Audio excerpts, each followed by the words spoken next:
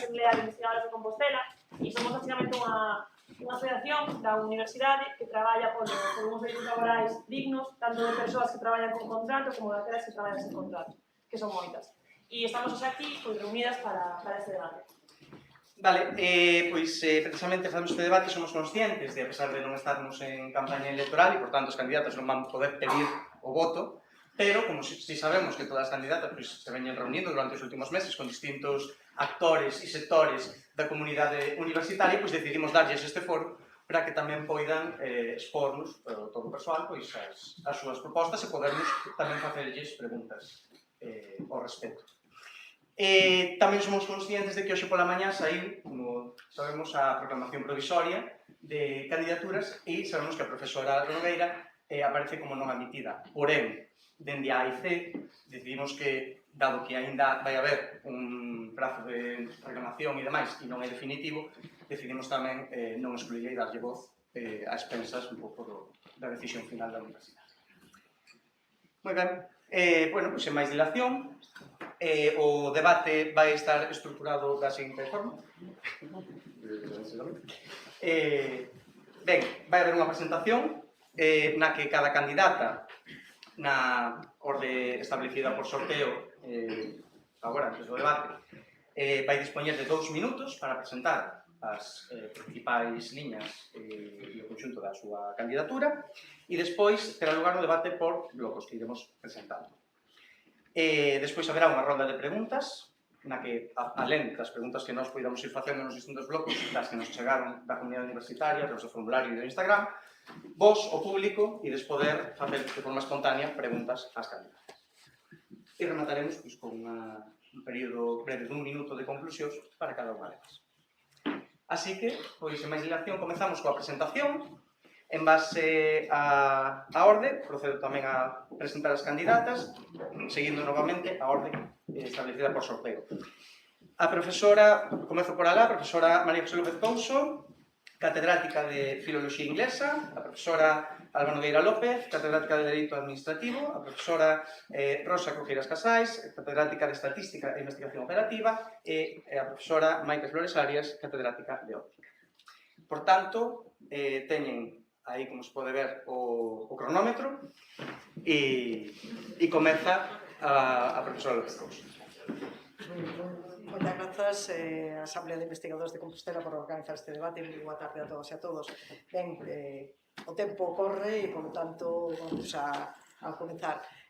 Despois de ocupar cargos de xestión universitaria unipersoais durante casi 18 anos de forma casi ininterrumpida, primeiro como vicedecana, despois como decana, últimamente como vicerreitora, penso que teño coñecemento da institución que me permite dar este paso a ocupar a reitoría da Universidade de Santiago de Compostela, porque quero seguir traballando por unha universidade na que o colectivo sexa a base fundamental, esa base fundamental do progreso que queremos para a nosa universidade. E tamén porque creo nunha universidade que coida das persoas que facemos no día a día que construímos esta universidade, e unha universidade que non renuncia tampouco a súa identidade e tampouco a súa responsabilidade pública.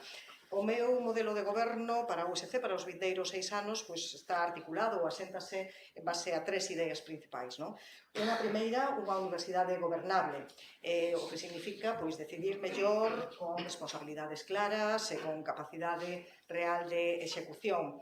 En segundo lugar, unha universidade menos burocrática, máis eficiente e máis intelixente. Coñezo ben onde somos fortes, onde as cousas se fan ben na USC, e se fan moi ben, pero tamén sei onde hai marxe para melloras, sempre así. Precisamente por iso, porque sei que esta etapa non pode ser, esta seguinte etapa non pode ser de mera continuidade. E unha terceira idea é que unha universidade xusta e responsable, non podemos por exemplo, falar de excelencia, mentres sigamos tendo na nosa universidade desigualdades internas nin carreras académicas, por exemplo, sin un horizonte claro. En resumo, neste período, continuarei impulsando aquelo que funcionou ben durante estes últimos anos, pero cambiarei aquelo no que as cousas non funcionaron tan ben e ainda hai marxe para a mellora e pode funcionar mellor. E iso entendo que non é un continuismo, sino simplemente responsabilidade institucional. Moitas grazas, profesora Londrina. Ben, boa tarde, grazas á Asamblea de Investigadores polo convite, grazas a todas vos por estar aquí e creo que eu debo unha explicación para empezar. Non sei se coñecedes esa cousa que di que moitas persoas pequenas facendo cousas pequenas poden cambiar o mundo.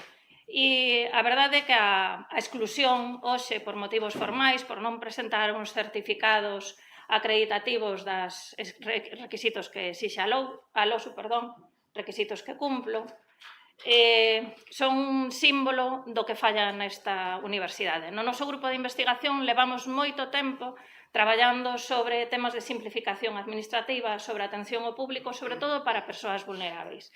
E eu teño unha convicción de que os dereitos, se non se exercen, non sirven para nada. E hai un dereito recoñecido na Lei de Procedemento Común que é a non aportar documentos que están en poder da Administración. Un dereito que supoño que temos sufrido todas e todos en moitas ocasións cando queremos facer calquera trámite na universidade, cando nos presentamos a unha praza e nos piden papéis que xa ten a propia universidade. Creo que non é de recibo que unha institución do século XXI funciona así, e me parece que simbólicamente é bastante demostrativo do que está pasando do mal funcionamento da universidade e dos cambios que hai que facer. Ás veces o exercicio de dereitos ten custes persoais, ten custes académicos, vou presentar unha reclamación e vou pasar por debaixo do futbolín, como se di normalmente, e presentar os papéis. Agora ben, se isto nos pasa ás persoas que temos máis visibilidade nun proceso como este, evidentemente cada día lle está pasando a alguén nesta institución e iso é un erro. Pasando a... Bueno, creo que quedanme 2 segundos, adiantarei despois as outras cuestións, pero creo que debía esta explicación inicial. Moitas grazas, profesora Vasconcelos. Nada, moitas grazas á Asamblea de Investigadoras de Compostela por organizar este espazo de debate tan necesario.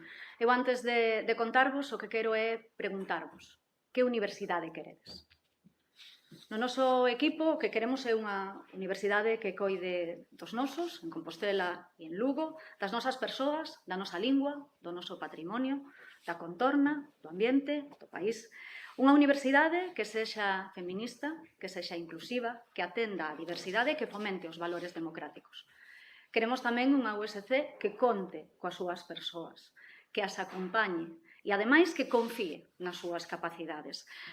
Unha USC que conte coa sociedade e para a sociedade e que sea, ademais, un exemplo de transparencia, de rendición de contas e que divulgue e achegue tamén a nosa actividade. Temos que fortalecer o diálogo e a colaboración. Queremos unha USC que innove, que propoña cambios baseados no coñecemento, que modifiquen a nosa maneira de facer tan necesaria, a nosa maneira de relacionarnos, de formar, de transferir. Temos, obviamente, que construir un novo modelo de organización áxil, participativa, transparente, sostible. E queremos, sobre todo, unha USC que avance, que se adiante ás demandas sociais, consolidando unha identidade como Universidade Pública de Galicia e que nos sitúe como modelo na formación das e dos profesionais do futuro. Porque, ademais, nos formamos nunha contorna investigadora de referencia. Por iso tamén queremos unha USC que avance facendo investigación de fronteira en todos os campos do saber. Eu creo que na diagnose dos retos que temos por diante, todas e todos podemos estar de acordo. O relevo xeracional, a intelixencia artificial, o posicionamento institucional. Eu, persoalmente, quero devolverlle a USC parte do que a USC me dou, porque, bueno, pois sei sufrir tamén o que é a falta de expectativas, sobre todo nos estadios iniciais, e por iso o que quero é liderar pois unha nova etapa en positivo, un goberno que se fundamenta en 4 piares: innovar, avanzar, contar e coidar. Grazas. Eu tomo a profesora Maite Flores. Moitas gracias. Eu, igual que o resto das miñas compañeiras, que lles agradezo que me acompañen, agradezo vos a todos os que estades aquí por compartir con nos estes momentos e, por suposto, a vos por dar lugar a esta parte. Compráceme especialmente que sexan os mozos, investigadores, os que sempre impulsan e os que mañá estaredes aquí sentados como nos. Nesta parte, decir que para mí a nosa universidade neste momento é referente no ensino, é referente na investigación, é referente na cultura, pero nós queremos facer que sexa todavía máis protagonista. E gustaríanos que fose protagonista, non despois de, Rosa decía que comezaba facendo unha pregunta, nos levamos tempo preguntando ao estudantado, ao PDI, ao PTSAS, cales son realmente as inquedanzas, que é o que quereríamos mudar, que é o que quereríamos mellorar. E fruto deste diálogo, vemos que hai que retomar novamente a ilusión, a responsabilidade, e nós queremos máis. Queremos unha universidade máis moderna e máis eficiente, máis investigadora, máis innovadora, que aposte pola investigación de excelencia, a transferencia, o emprendemento en proxectos estratégicos. Unha universidade máis talentosa, con máis talento. Eso involúcranos a todos. Unha universidade máis centrada no estudantado, que coida a experiencia universitaria, facilite o aprendizaxe e nos acompañe. Unha universidade máis internacional, máis competitiva, que fale varios idiomas, que nos permita situarnos como referente internacional. Unha universidade que sexa máis responsable, máis sustentable e máis comprometida. Por suposto, máis participativa, moito máis humana. En definitiva, queremos que cada un de vos pase a formar parte dun proxecto que é un proxecto compartido. Comprometémonos en calquera caso a ese compromiso. Muchísimas grazas. Ben, pois, despois desta presentación, comezamos os blocos do debate. Organizaránse todos os 4 blocos da seguinte forma. As candidatas terán 2 minutos, como acaban de ter agora, para expor as principais liñas do tema dese bloco, e despois, durante 10 minutos, teremos un debate que será facilitado, como dicía, polas preguntas que fomos recollendo dende a Asamblea. Ben, o primeiro bloco temático é gobernanza e política económica. Así que, sobre esta cuestión, comeza, sempre na mesma orde, pero comeza a profesora Alba Nogueira e seguirán na mesma orde.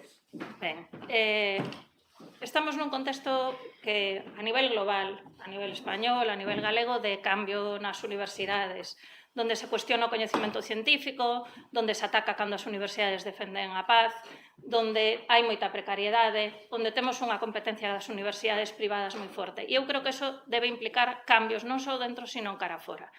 Eu, unha das cuestións que creo, defendina no seu día cando fui un membro do Consello Galego de Universidades, é que temos que cambiar tamén a forma en que nos gobernan desde fora.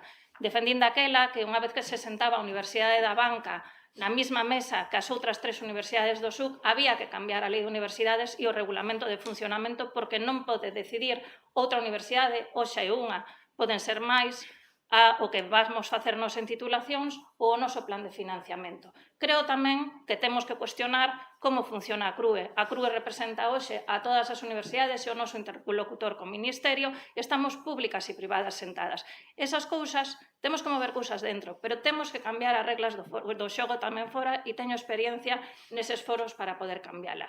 Xunto con iso, internamente, eu creo que temos unha universidade que non ten ben dimensionadas as estruturas para as súas principais misións. Temos unhas estruturas raquíticas de doutoramento, temos un área de investigación desmantelada, temos unha estrutura de calidade pouco profesionalizada e pouco ambiciosa. Non temos unha xestión de datos adecuada, ni unha conformación da área TIC que responda aos retos desta universidade. Esas cousas teñen que cambiar. Con respecto á miña equipa de goberno, eu creo que somos unha universidade de 2 cidades e onde as 2 cidades teñen que estar representadas en todos os ámbitos de dirección. Non creo no vicerreitor de Lugo e digo explícitamente, creo que en todas as vicerreitorías ten que haber persoas de Lugo e de Santiago. Bicampus. Se o vicerreitor ou vicerreitora responsable é de Lugo, estará en Lugo e terá unha xunta de Santiago e viceversa. E esa é a miña aposta para integrar a Lugo e a Santiago no goberno. Ben, profesora...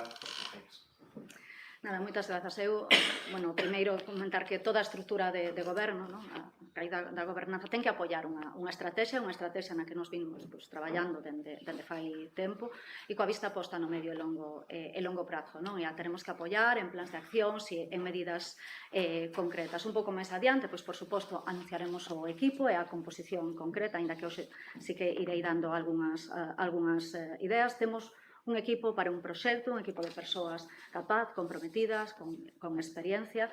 E como queremos que traballe este goberno? Bueno, pois con transparencia, con escoita activa, con diálogo e fomentando a participación. Eu creo que temos que reactivar o papel do noso claustro como punto para a activación das políticas e a definición das políticas da universidade.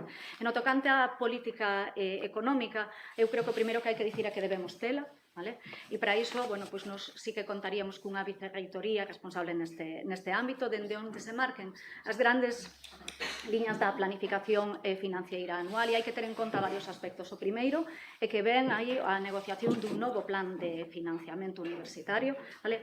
No ano 24 este plan achegou 216 millóns de euros ao noso orzamento, e un 64% non, da nosa previsión de gasto. Isto danos unha idea da importancia que ten para a sustentabilidade da nosa universidade que negociemos ben este plan. Temos que reclamar un financiamento adecuado, tanto no estructural como no financiamento por obxectivos. Para isto sí que contaremos co coñecemento experto que temos na casa para poder levar a cabo unha boa negociación. E o segundo, sabemos que dentro do que é a política económica temos actuacións urxentes no marco das infraestructuras, vale? Precisamos dunha planificación de infraestructuras plurianual, con prazos, con cuantificacións, que inclúan tanto estas obras que teñen pois un maior investimento como as actuacións nos centros, as que neste momento sabemos que non chegamos. Muchísimas grazas. Profesora Flores.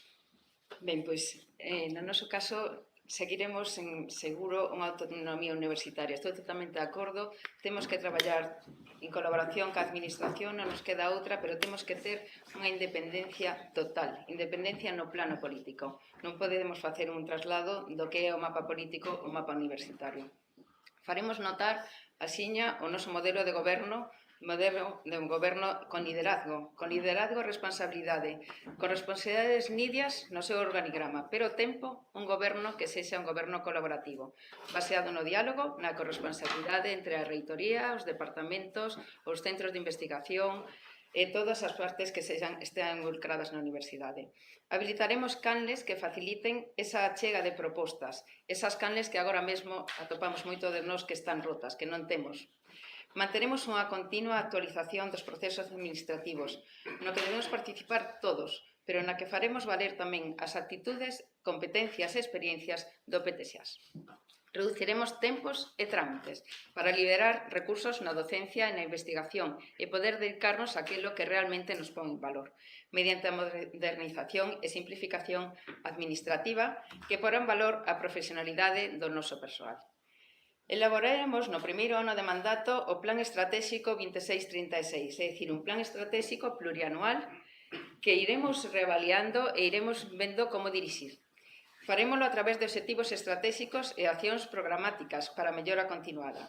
Imos crear un comité asesor externo conformado por persoas de prestixio internacional que acheguen novas perspectivas e nos den novas ideas cara onde avanzar. Imos crear tamén e constituir un consello de antigos reitores, porque é vos sempre escoitar o parecer en asuntos relevantes do que pasaron antes que nos.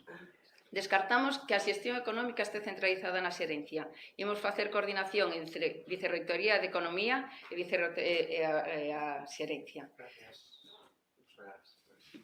Ben, antes de darlle a palabra a profesora López Couso, por cuestións de seguridade, estaría ben que as persoas que se encontran nas entradas e saídas do salón poden ir se queren ao salón de actos, porque aí temos o streaming disto mesmo que estamos grabando, digo, para non oturar, en caso de por cuestións de seguridade, as entradas e saídas. Igualmente, si levantades a man aquelas persoas que estedes ao lado dun sitio vacío, así Claro, podedes podemos...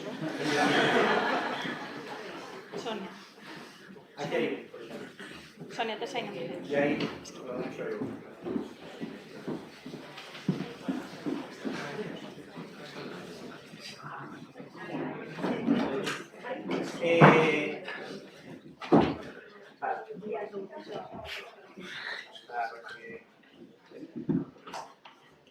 Perdón, espera a que se reconfigure. Será mellor.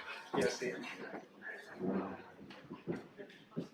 Os meus alumnos son os que quedan na porta. Se morren, xa non teño que examinar a cara.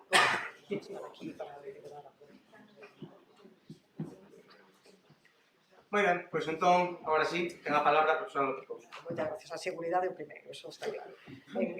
Nestes ámbitos deste bloque primeiro de gobernanza e política económica, pues, a nosa proposta de goberno non é simplemente unha aposta por unha mellora incremental, non? Sino unha aposta por un cambio de arquitectura institucional. Non? Está baseada en unha gobernanza participativa, impulsando transparencia universitaria por todos os beneficios, non fai falta que os comente, todos os beneficios que esta comporta, non? E tamén quería comentar que a estrutura de goberno que a nosa candidatura propón difire de forma sustancial da configuración actual en varios sentidos. Así, por exemplo, inclúe unha estrutura de vicerreitorías máis ampla, mellor organizada e que tamén entendemos que reflicten convenientemente todos os ámbitos fundamentais dunha universidade, dunha USC do futuro, non? Pois, dende o estudantado e o persoal, a investigación e a transferencia, a oferta formativa, a transformación digital, a proxección internacional, a planificación estratégica e económica, pero tamén ámbitos como o compromiso social, o benestar, a lingua, a sostenibilidade, etc. É dicir que a nosa proposta de goberno adapta esa estrutura de goberno á estrutura da USC e á súa diversidade real. Non?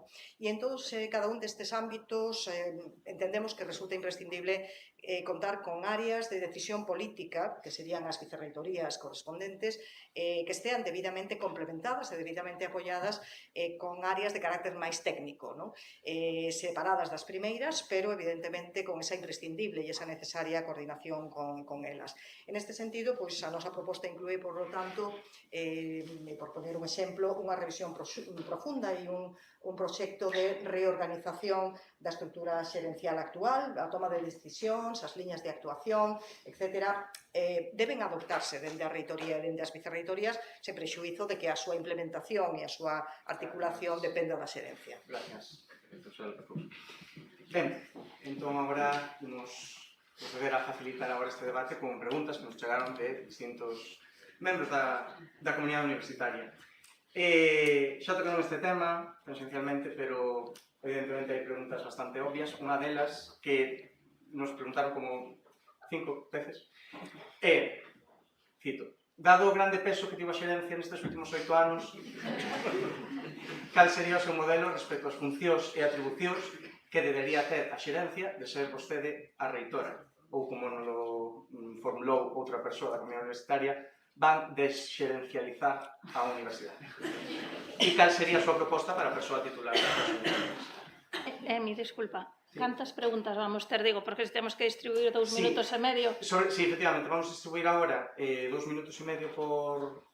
Pero eso é esta pregunta. No. A medida que vayan respondendo, utilizando o tempo que estime pertinente. O sea, pero se nos dis cantas, sabemos máis ou menos canto temos que deixar. Pois... Se hai 4 preguntas, pois é unha ráfaga, pero sí. Sí, vamos a hacer 4 preguntas. Sí. Vamos a hacer 4 preguntas. Vamos a afilar. Sí, porque teñen para contestar. Entón, vamos a hacer 3 preguntas. Unha, a que dixemos cal serán entón as funcións e atribucións da xerencia no noso modelo. Dúas, cal será, esta é fácil, cal vai ser a persoa titular da xerencia. Bueno, esa non, porque non. Sí. E despois, eso, haberá... Imos facendo progresivamente, si... Casi te decía, si nos dis todo... Non todas son sobre a xerencia, igual podemos facer unha resposta. Non son todas sobre a xerencia. Pero bueno... ¿Queredes saber a priori para saber? É que... Como que, non sei, que apuntar... No, esta é... O gordo foi primeiro, pero despois... Imos responder. Son 10 preguntas, a primeira xa está formulada e repartido o tempo con os primeiros. Son 2 minutos e medio en total. En total para responder as 4. Sí, as tres preguntas. No, as 4. Cada unha de nós temos 2 minutos Aí e temos medio. a cada candidata. Cada candidata disporá de 2 minutos e medio para responder a todas as preguntas que se formulan. A todas. Todas as preguntas. 10 minutos. Vale. Ben, Mira, se para todas, igual sí que mellor saber todas, porque mellor algunha ten unha resposta curta. Pois entón podemos Non, así. estades de Todas acordo? e así...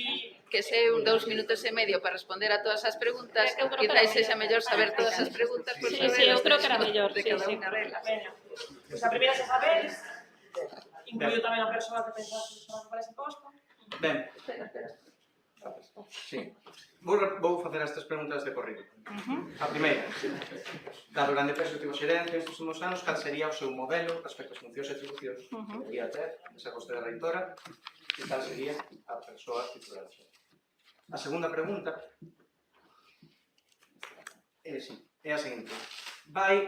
Isto non é a nosa redacción, sempre é a redacción.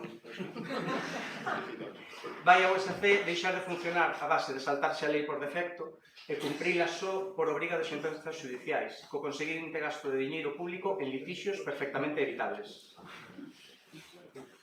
E a terceira, que relación tería a súa reitoría coa Secretaría Xeral de Universidades da Xunta de Galicia e vai pelexar por conseguir financiamento alén do plan plurianual ou limitarase a subsistir.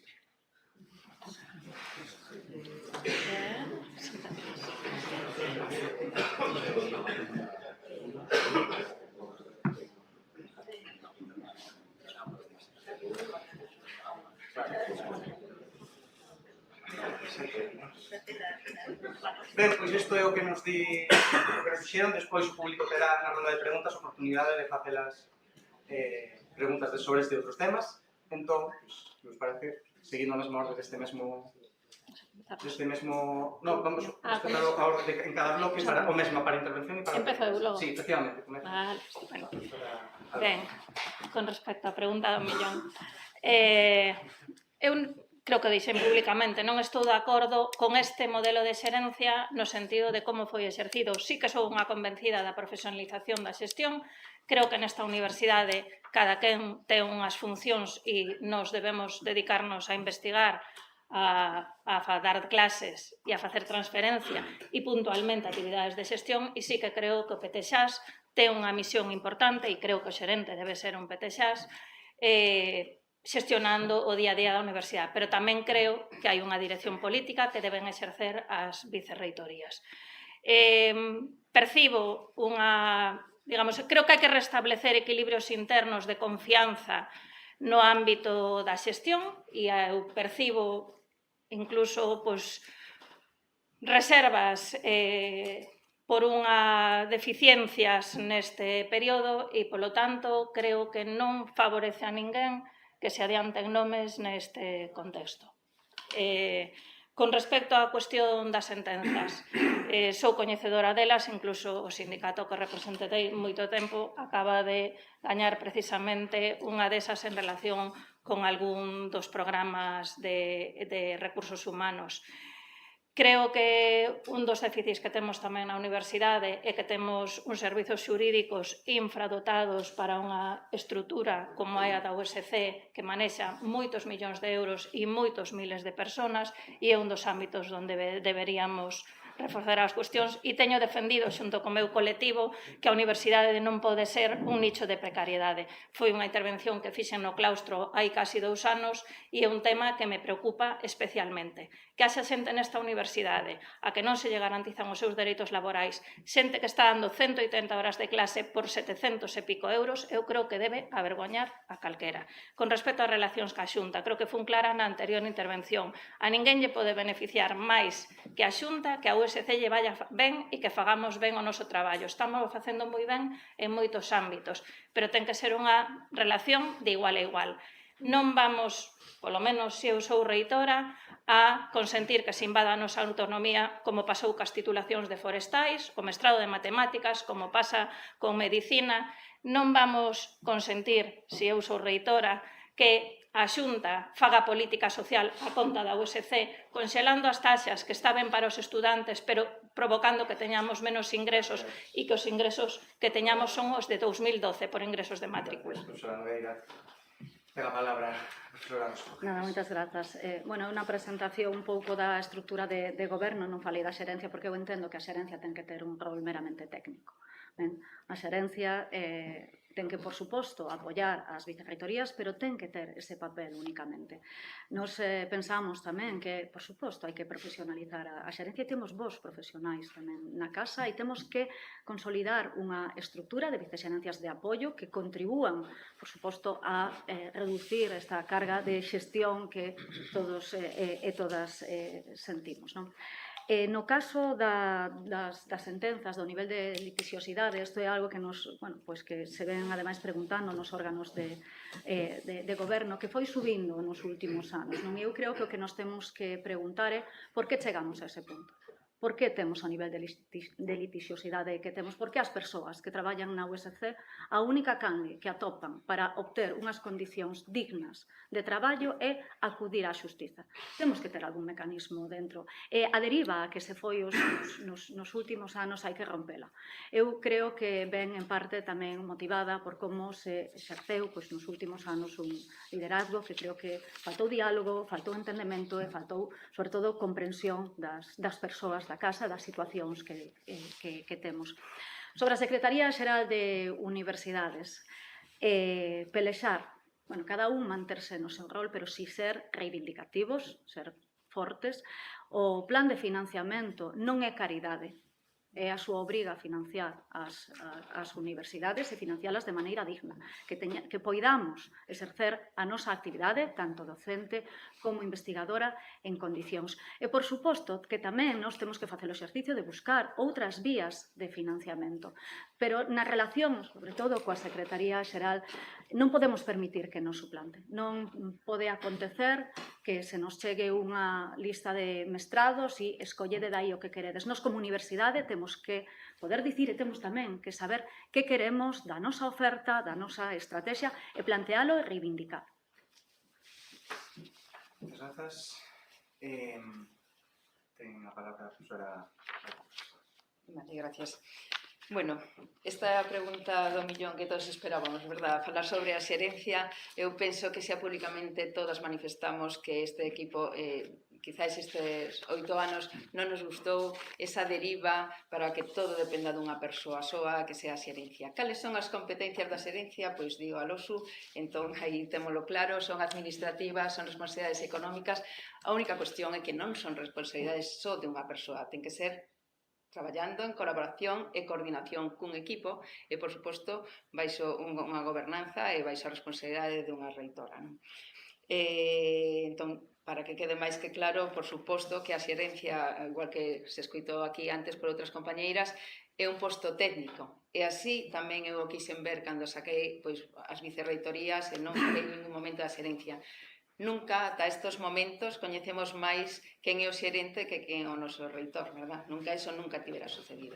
Pois, tendo claro que case todos os que estamos nesta sala estaremos nese punto de partida, estou de acordo que a persoa titular da xerencia tampouco me parece que toque nestes momentos. A miña aposta será por alguén que sexa de fora da universidade. Se ben é certo que das conversas que dixen que fora mantendo con moita xente, pois moita xente solicita que sexa alguén que sexa dentro da casa, bueno, pois verémolo, pero en calquera caso terá que ser alguén que vaya coordinado e de algún xeito con bo entendemento con todo o equipo, en particular ca Vicerreitoría de Economía. Por iso, penso que tamén isto queda para unha resposta posterior.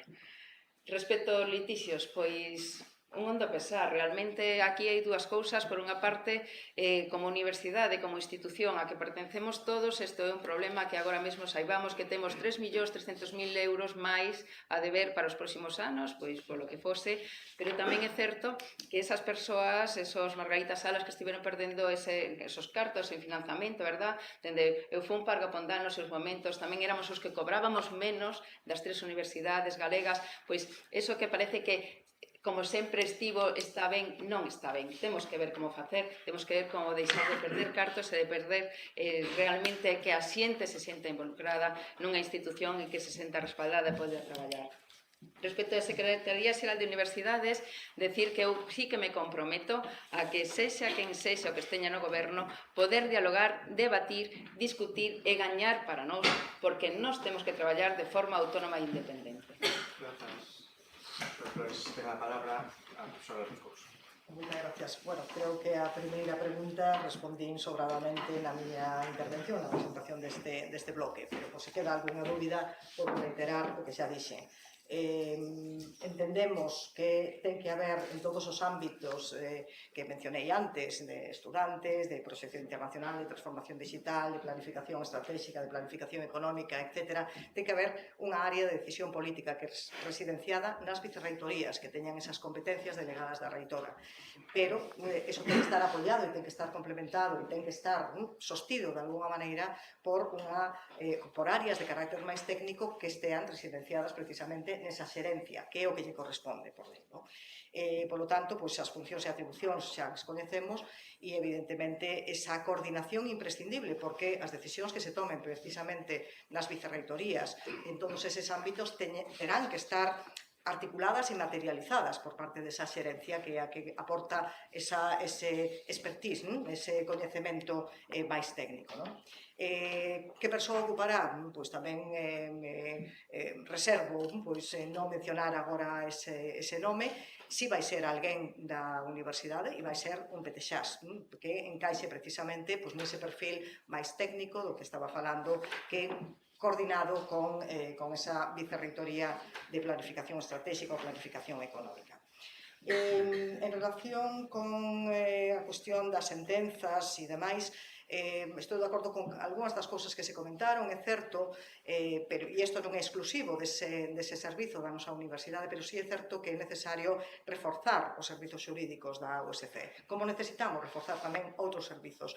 Temos servizos que están infradotados, que están claramente, que malamente sobreviven nestes momentos, porque estamos, ademais, cunha estrutura, estamos funcionando cunha estrutura de universidade que se quedou bastante obsoleta. A universidade cambiou moito nos últimos anos, pero mantemos unha estrutura de servizos e de efectivos en cada un deses servizos que realmente non está axustado ás necesidades que temos. Por tanto, temos que reforzar todo iso. E reforzar, obviamente, tamén todos os mecanismos de defensa dos dereitos dos nosos traballadores, tanto sexan PDI como PTXAs. E, por último, en relación ca nosa interacción ca Secretaría Xeral de Universidades, obviamente, defensa da autonomía universitaria.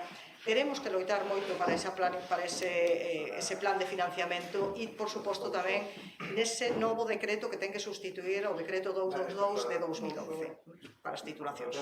Vale, moitas gracias. Pasamos entón ao segundo bloco, que sería PDI, investigación e política científica. E neste caso comezaría a profesora Rosa Pujeiro. Un segundinho, que vou a poñer os... Vale.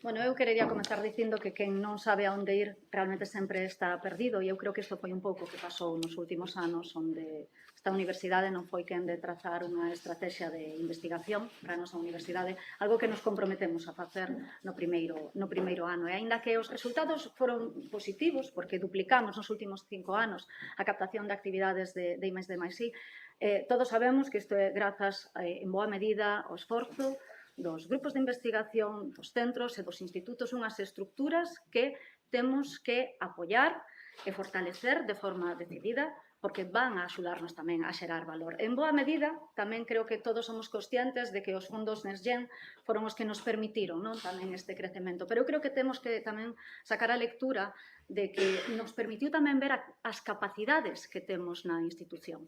Somos capaces de competir fora, temos moi boas capacidades en todos os ámbitos de saber e isto debería axudarnos a prepararnos para o novo programa marco que está aí no 2028. Para isto, obviamente, temos que fortalecer a nosa estructura de apoio técnico e de xestión ao persoal investigador. Nos xogamos na Liga Europea, somos das primeiras universidades de España en RCES, pero con unha infradotación de efectivos que todas e todos o sabemos nas nosas estructuras e cunhas ferramentas de xestión que non facilitan o traballo de ninguén. Temos tamén, por suposto, que cultivar o futuro. Se queremos chegar aí, temos que establecer unha política de persoal clara cun plan propio de captación e retención do talento que garanta o relevo xeracional, pero que, ademais, dé oportunidades ás novas e aos novos investigadores que se incorporan connosco para que poidan non só iniciar, senón consolidar a súa carreira e ter unhas perspectivas de futuro dentro da universidade. Muchas gracias. A palabra, profesor. Moitas grazas. Pois, en canto ao PDI, eu quería decir que non só queremos o apoio de PDI. Realmente o que queremos é apoiar o PDI. Queremos que o PDI poda facer un traballo e que se sinta de alguna forma aliviado e recoñecido polo traballo que se fai. A estabilidade e a promoción é un problema que sufrimos dende hai anos. Eu, cando vou falando con vos, síntome novamente rejuvenecer, é certo, porque volvo a sentirme que exactamente estabades na mesma posición que estaba eu fai algúns anos, porque xa peino canas, onde eu pelexaba por estabilizar. E pelexaba e tiña que escoitar a reitores anteriores, incluso reitores que supostamente eran máis próximos porque eran de ciencias, decirme que o persoal investigador non era imprescindible, que aquí estábamos só para a docencia, non? Entón, iso, pois, para min é como un volver realmente a que todo segue igual e isto temos que cambiarlo de alguna forma. Temos que reducir a carga burocrática, temos que facer tamén apostar pola seguridade na saúde do traballo, porque vos máis que ninguén sabedes que precisamente todos os investigadores sufrimos moito máis desa parte psicolóxica, de necesidade de atención psicolóxica. Considero, e aparte o demostramos persoalmente, que a investigación é un piar fundamental nesta universidade. Vamos ser inconformistas con todo o que é materia de investigación. Imos apostar, melloraremos a captación, o acompañamento integral cando se solicita un proxecto, non somente na solicitude de proxectos, senón tamén despois no desenvolvemento deses proxectos. Imos facer un plan propio de investigación da propia USC para que axude, por suposto, que aqueles centros que xa acadaron a excelencia e que temos nos recibos os temos que apoiar. Por suposto que sí, tamén temos que apoiar os centros de investigación, pero tamén os grupos pequenos. Temos que identificar aquel que é capaz de subir e chegarse para conseguir a excelencia. Entón, imos facer toda esa aposta por facer unha planificación e un relevo xeracional, por suposto. Gracias. Ten a palabra a profesora López Couso.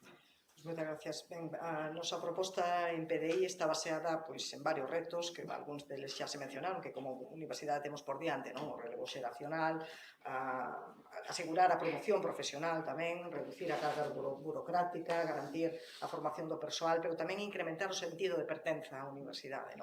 E nestes ámbitos, evidentemente, partiremos dos logros que se acadaron nestes últimos anos e que son valorados de xeito moi positivo pola comunidade universitaria, en particular, esa política desenvolvida nestes anos de incorporación de novo PDI, con casi 300 prazas de axudante de doutor nos últimos 8 anos, non hai máis que comparar co que viñamos tendo anteriormente, ou pola promoción a categorías superiores de profesorado, con a desaparición casi definitiva desas macrobolsas de acreditados de máis de 200 persoas en algúns casos. Pero a nosa proposta quere ir un pouco máis aló, pasando desa política de persoal baseada en resolver necesidades inmediatas para cubrir problemas inmediatos a unha política baseada nunha planificación a medio prazo e a longo prazo. O que houve hasta agora estabilizou, pero que ten que vir agora, ten que equilibrar e ten que transformar. E polo que se refire á investigación, unha xestión da investigación moderna, áxil, eficaz.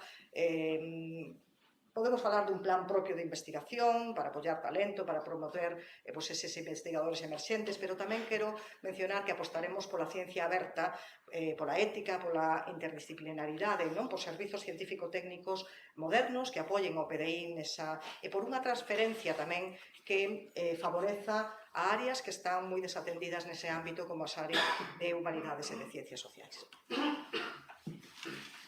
Grazas. Unha palabra.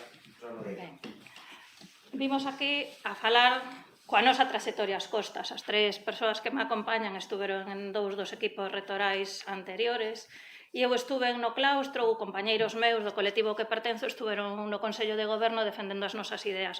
Nos defendimos para o PDI, falamos da precariedade no claustro, falamos de que tiña que haber un cambio nos temas da hiperburocratización e do excesivo papeleo que ten a USC. Fixos un proxecto de piloto en Dereito gracias a esa iniciativa miña no claustro que está metido no caixón despois dun estudo de fluxos de traballo. E iso é aval co que eu quero participar nestas eleccións. Pero xunto con iso, temos que falar que non é admisible que a Universidade neste período desmontara como desmontou a área de investigación, que eu creo que era un dos tesouros que tiñamos esta Universidade en termos de proactividade, de colaboración ca xente e de axuda para que a investigación desta Universidade este no sitio onde está.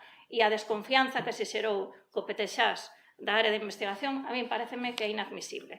Creo tamén que no ámbito da investigación tampouco é admisible que se eleven por a porta de atrás debates que son centrais para a universidade. Externalizar a investigación a FEUA, como estuvo a punto de facerse, ou externalizar a investigación a entes que non son a universidade. Creo que cando hai centros de investigación, como CIMAGA, que preside Rosa Crujeiras, que ten un CIF propio, que ten personalidade xurídica propia, esa é unha decisión central. Eu creo que nunha universidade pública que ten docencia e investigación.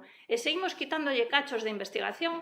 O equipo de goberno que pertenece María José Alonso acaba de pagar un estudo... Pertenzo, ni son María José Alonso.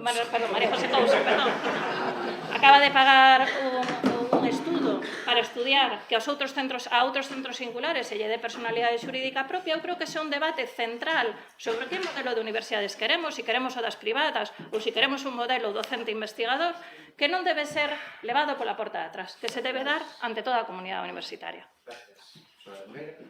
Vale, moi ben. Pois moitas gracias. Comezamos entón cas preguntas e de novo vamos a decir as 3 para que as saibades e poidades administrar tampouco vos parece. Comezamos con unha pregunta que é un pouco parecida a que xeran a Zapatero no seu día de cuánto custa un café, e sería que cales pensades que son as retribucións anuais brutas que ten unha P3, unha P6 e unha predoutoral de primeiro ano. E a esta pregunta que nos chegou tamén engadimos nos si tamén que nos comentedes cal credes que é a porcentaxe de persoas que fan a tese sen contrato dentro da universidade. E, bueno, que nos digades que opinades. P3, P6? P3, P6? No. No. P3, P6? Tamén, bueno, por abreviar. Predoctoral de primeiro ano, con contrato, e porcentaxe de persoas que están facendo a tese con, bueno, sen financiación. Que nos digades tamén a raíz deso, pois que opinades desas retribucións e desas condicións. Por outra banda, tamén vos queremos preguntar se considerades oportuno recoñecer dous perfis diferenciados, por un lado un perfil docente e un perfil investigador que tamén poderían solaparse, ¿no? Que tuveran un recoñecemento institucional equivalente. E neste sentido tamén, se pensades estabilizar a xente só por necesidades docentes ou se tamén contemplades outras alternativas. E xa por último, como seguro que xa sabedes, o convenio do PDI é do ano 2011, redactado en 2010 e previo á aprobación da Lei da Ciencia. A Universidade de Vigo parece que se descolga da negociación dun terceiro convenio colectivo para todas as universidades galegas e queremos preguntarvos se o vosso equipo reitoral estaría disposto a negociar un terceiro convenio propio da USC que contemple pois melloras nas retribucións e inclúa tanto a persoal investigador como docente. E comeza de novo Rosa. Vale, moi ben. Sobre os salarios de P3 e P6, eu calculo que deben estar por debaixo dos 10.000 euros e que, ademais, se os teño que calificar, eu non me corto en dicir que me parecen miserables. Creo que non podemos ter xente exercendo funcións docentes na universidade nesas condicións. O estudantado dos programas de doutoramento, o novo decreto os recoñece como investigadores en formación. Eu creo que tamén temos que tratar de que todo o mundo que exerce un traballo teña unhas condicións dignas. E sabemos, e además a Asamblea o vides defendendo de fai moitos anos, isto aínda non acontece na universidade. Tense moito gañado, pero queda aínda moito por facer. Sobre a estabilización do persoal, vimos dunha política de PDI que se basea ese relevo xeneracional únicamente nas necesidades docentes. Temos que incluir de maneira efectiva a nosa actividade investigadora, porque tamén está aí, porque tamén é central e tamén é a nosa razón de ser na universidade. Se nos damos conta, nos próximos 5 anos a porcentaxe de xubilación será un 30% maior que nos 5 anteriores e ademais vai estar concentrada en moitas áreas. Non pode ser meramente unha cantidade numérica. Hai que baixar o grao miúdo e ver que acontece caso a caso e como ademais podemos tratar de rexuvenecer a noso cadro de PDI non só a través da incorporación de axudantes doutores, senón tamén a través da incorporación de outras figuras. Formamos talento e non somos quen de retelo. E acabamos de ter agora mesmo, recentemente, os casos dos María Zambrano e Margarita Salas, que os deixamos marchar pola porta, que nos denunciaron e que resulta que agora algúns destes perfis son necesarios en moitas áreas. Sobre o convenio de PDI, Vigo descolgouse, sí, pero Vigo ten unhas eleccións no mes de maio. Eu creo que debemos darlle unha marxe porque me parece que é moito máis razoable un convenio das 3 universidades nas que, por suposto, melloremos as condicións e que, ademais, sabemos que o salario do profesorado axudante doutor resulta que aquí está por debaixo do que están as outras universidades ainda estando no marco dun convenio. Eu creo que nos daríamos ese tempo de ver se podemos volver a traer a Vigo á negociación, senón, por suposto, haberá que negociar un convenio propio. Moitas grazas. Palabra. Pois, respecto á pregunta do café, sí, sei cales son os salarios. Pois, mira, non sei con 14 pagas, máis ou menos os P3 están por en torno aos 400, non sei exactamente. Os P6 están en torno aos 500. O que non preguntastes, pero os asociados do campo da saúde están en 300.009. Esos son euros, porque sí que me parece, pois, triste que despois das conversas que teño con eles fagan a dedicación tanto a dirección de trabajo, fin de grado, fin de máster, da docencia, ademais, por 329 euros brutos. Entón, eso tamén penso que para incorporar como resposta engadida. Un predoc de primeiro ano pois estará en torno aos 1.200, non máis, dependerá da convocatoria, así que tamén. Sobre o porcentaxe de teses que están sin financiación, pois, desafortunadamente, moitas máis das que queremos. Pero vouche dicir unha cousa, se ese dato lle preguntas a calquera, non o saberíamos, incluso se lle preguntásemos á propia universidade, porque agora mesmo os investimentos que estiveron facendo en todo o que son as plataformas, as bases de datos e demais, fan que os datos que pidamos non sexan fiables, desafortunadamente. Entón, esa parte tamén teríamos que facer avaliar como teríamos que facer un investimento para que mellorase e podásemos dar ese dato. Sobre facer estabilización docente e investigadora por separado, penso que na universidade o que somos formadores. E facer formadores é incluir as dúas partes. Desde fai tempo se contempla que poida haber xa unha carreira somente investigadora. Eso levo escoitando desde que eu era moza. Desafortunadamente non se chegou aí. Que somente teñamos que ter en conta os criterios de docencia, por suposto a resposta é que non. Temos que ter outros criterios de investigación. E ademais a investigación fai nos pioneiros, se dicía antes, creemos firmemente nesa parte. Podemos destacar tamén pola investigación. En canto ao convenio con PDI, vou dicir o mesmo que Rosa, realmente, 2 meses despois que a nós teremos eleccións en Vigo e vamos dar un marxe de confianza, non imos facer como convenio de medicina, que en canto xa un ten que reflexionar un pouco na casa, directamente xa nos vai Vigo e Coruña e rompe os papéis, vamos dar unha confianza. Eu penso de verdad que o sistema universitario galego podemos falar e podemos ser quen de garantir e que non teñamos as diferencias como pasa cos axudantes doutores agora mesmo. Moitas grazas. Ten a palabra Xoana López Couso.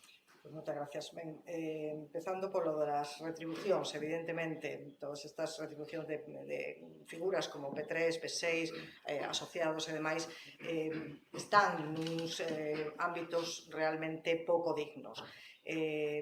sería imprescindible pois, intentar buscar algunha mellora nese sentido. Non? É certo que as limitacións presupuestarias e orzamentarias que ten a universidade son as que son. É certo que para poñer cartos nun sitio hai que sacar de outro, porque non temos nestes momentos, digamos, esa saca non é eterna. Non? Entón, no sentido que eu falaba antes de que hai que buscar tamén pois, buscar outras fontes de financiamento para outras actividades que se fan na universidade fora do financiamento estrutural que se vai negociar nese plan de financiamento ca Secretaría Xeral de Universidades. Sobre o número de persoas que fan a teses sen contrato, moitas máis que as que teñen contrato, sempre foi así. Desgraciadamente, non hai suficientes bolsas a través dos programas estatais, os programas autonómicos, os programas propios da USC, e hai que seguir intentando incrementar ese número. O que sí se pode ir facendo, o que se fixo estes anos, foi proporcionar axudas de outro tipo para que o estudantado que non conta con eses contratos predoutorais poidan, por exemplo, pois facer estadías no estranxeiro, que poidan participar en congresos internacionais, que poidan, por exemplo, aspirar a ter unha tese con mención internacional, cousa que de outra maneira non podería ser. Sobre os dous perfis docente e investigador, se recoñecemos esas dúas figuras, realmente nós somos PDI, por lo tanto temos unha pata de docentes e unha pata de investigadores. É certo tamén que dependendo do momento vital e das circunstancias de cada persoa, pode haber persoas que nun momento estean máis escoradas, por decirlo de alguma maneira, hacia a docencia e en outros momentos da súa trayectoria vital hacia a investigación, e por eso non deixan de ser PDI. E temos que apoialos tanto no seu ámbito de docencia como de investigación. E por último, en relación co convenio, confío tamén en que sexamos quen de chegar a algún tipo de acordo entre as tres universidades públicas do sistema. Sempre que xuntemos esforzos, e isto demostrouse nos últimos anos, sempre que hai unha cohesión e unha colaboración e unha coordinación nas outras dúas universidades públicas do sistema universitario galego, somos máis fortes e podemos chegar a máis. Ten a palabra a profesora. Ben, parecen as preguntas estas de Broncano e 400, 700, 1100 e con eso arreglo máis ou menos a primeira parte con respecto ao tema dos predocs. Efectivamente é difícil cuantificalo e hai moitas realidades moi distintas. Tamén temos doutorandos adultos que emprenden o proceso de tese traballando, entón eu creo que é difícil cuantificalo, pero sí que hai algunhas decisións que sí que temos, eu creo que cambiar. Por exemplo, as convocatorias de predoc e postdoc da Xunta, eu creo que hai unha serie de criterios que son impiden a moitas áreas de coñecemento polas liñas estratégicas que hai e polos puntos que lle dan especificamente aos centros singulares, pode haber xentes con grandes expedientes necesarios para facer investigación en grupos que son super necesarios para facer ciencia básica que non poden acceder, mesmo xente con grandes expedientes. E eu creo que esas teclas témolas que tocar. Con respecto ao tema do perfil docente investigador, e teño aí estudantes meus, eu estou unha convencida de que a docencia e a investigación son dúas patas do noso traballo que debemos defender e que deben ter todas as persoas que traballan nesta universidade. E, de feito, temos grados de dedicación diversa. Por moito que digamos que as plazas se crean con un perfil docente, hai persoas que están dando moitísimas menos clases que outras e as horas docentes equivalentes non as aproveitamos en igual medida as áreas que estamos moi sobrecargadas que outras áreas. É dicir, que hai unha certa intensificación xa na universidade. Pero os que non teñen a pata docente, o CSIC está pelexándose por dar clase nos mestrados, nos sitios donde... Por qué? Porque é a forma de ter os futuros doutorandos e os futuros investigadores. Aqueles centros de investigación que están alleos á docencia teñen perigos de morrer de éxito en pouco tempo porque non teñen a saiba nova para poder nutrir os equipos de investigación cara arriba. E con respecto ao convenio, eu tamén confío que pode haber un convenio, entre outras cousas porque senón se crean dinámicas moi perniciosas para o sistema universitario galego, de estar mirando sempre pola ventana ao veciño de al lado e dicindo este ten non sei que e tal, e creo que non é san para o sistema universitario, dado que somos un sistema universitario. Grazas. Mira, pues, solo por dar un pouco dato, un salario bruto anual de un predoctoral serían 9.000 euros máis ou menos, unha P6 serían 14.850 e unha P3 7.425. Con respecto ao dato de persoas, de investigadores predoctorais sen contrato, é verdade que os datos non son moi bons e non é moi fácil establecer un número, pero, bueno, nos collendo datos de persoas con contratos predoctorais versus datos de persoas matriculadas que si están disponibles en USC en datos, eran como algo así como un 91% de persoas en contrato, que non se axustamos pois as casuísticas de persoas que están traballando e que en realidade non lles interesa, pois axustamos que quizá un 85% das persoas que están realizando unha tese de doutoramento e que están traballando o fan de forma gratuita. E, bueno, solo por informar. Aí se me deixas facer unha apunte, que está fora de guión, pode destacar unha cousa, porque isto nos pasa nos o día a día nos nosos grupos de investigación. Aí tomarías a decisión de non coller a ningunha persoa que estivese sen contrato. E penso que nós, como universidades, somos os que temos que formar a xente, darlle a posibilidade de que, cando non ten financiación, porque polas calificacións que tes non as consegue de forma pública, darle tamén a oportunidade. Temos profesores agora mesmo, voivos docentes e investigadores que no seu día fixeron a teses en financiamento. Simplemente como apunte quizáis fora de guión. Ben, pasamos entón ao terceiro bloco e penúltimo bloco desta parte, dos blocos do debate, que é PTXAs, infraestructuras e servizos. E, seguindo a orden, ten en primeiro lugar a palabra, efectivamente, a profesora Laia. Pois tócame comenzar co bloque máis complexo, porque para falar de PTXAs, infraestructuras e servizos, eu case pediría aquí quizáis algo de picar e vamos falar moito máis de 2 minutos, non? Porque temos moitas carencias nesta parte. Para min, creo que todo o persoal que temos traballado co PTXAs desta universidade man con man apreciamos a súa profesionalidade. O PTXAs é realmente un sector, unha parte fundamental, son as columnas da nosa universidade. Son tan importantes como para manter a institución como calquera outro dos sectores. Entón, está máis que claro que a súa eficacia é espectacular. Nestes momentos, pois, desafortunadamente, están moi desmotivados. E temos que conseguir que se volvan a sentir parte e que cada un de nós nos volvamos a sentir parte desta universidade. Por suposto, apostaremos pola estabilización de promoción do PTXAs, forneceremos itinerarios de carreira profesional, atenderemos tamén ao relevo xeracional, que parece que somente falamos do relevo do PDI. O relevo do PTXAs está aí tamén, vanse xubilar moitos, e temos que ser quen de coller a súa experiencia. E desenvolveremos o que vamos chamar o POPA, que é o Plan de Optimización de Procesos Administrativos, para reducir a carga burocrática, que eles tamén a sufren. Para iso integraremos diferentes bases de datos, programas dos distintos servizos da USC para minorar a carga de traballo. Incorporaremos, por tanto, inteligencia artificial ao noso servizo para que nos axude a evolucionar. Detallaremos plan de infraestructuras, por suposto, un plan 2636. Falamos de infraestructuras, teríamos que falar aquí moito tempo. Imos comenzar, se me permitides, por Lugo, porque se nós temos infraestructuras que necesita mellora, pois Lugo moito máis. En particular, non somente Lugo, senón o Campus Norte, tamén pola súa distribución, tería problemas. Imos apostar pola Casa do Estudantado. Imos facer a rehabilitación do auditorio de San Clemente. Gracias, profesora Flores. Durante o período de preguntas tamén poden continuar con esta parte. Ten agora, por tanto, a palabra a profesora Alba. Moitas gracias. Ben, pois creo que todos estaremos de acordo en que a USC non funciona sin o PTXAs e, polo tanto, a nosa proposta é moi clara nese sentido. Un relevo xeracional planificado, atendendo ao solapamento, acompañamento, a xubilación, procesos de promoción profesional transparentes e previsibles e que ese persoal se sinta como parte fundamental, parte crucial do proxecto institucional.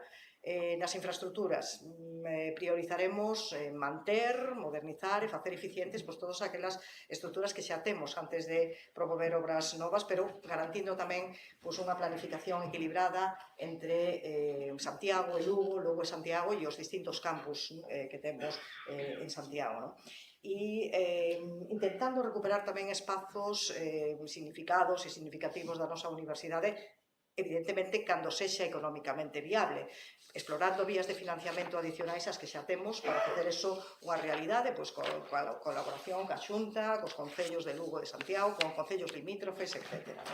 E tamén relacionado cos servizos, eu creo que hai que mencionar que non podemos funcionar, non hai investigación, nin hai docencia, nin hai transferencia, se non coidamos das nosas persoas. E, polo tanto, entendo que o benestar da comunidade universitaria, de todos os colectivos que conforman a comunidade universitaria, e a saúde física e tamén a saúde mental de todos eles non pode ser un asunto secundario, ten que pasar a formar parte do centro da nosa universidade, hai que poñer as persoas no centro.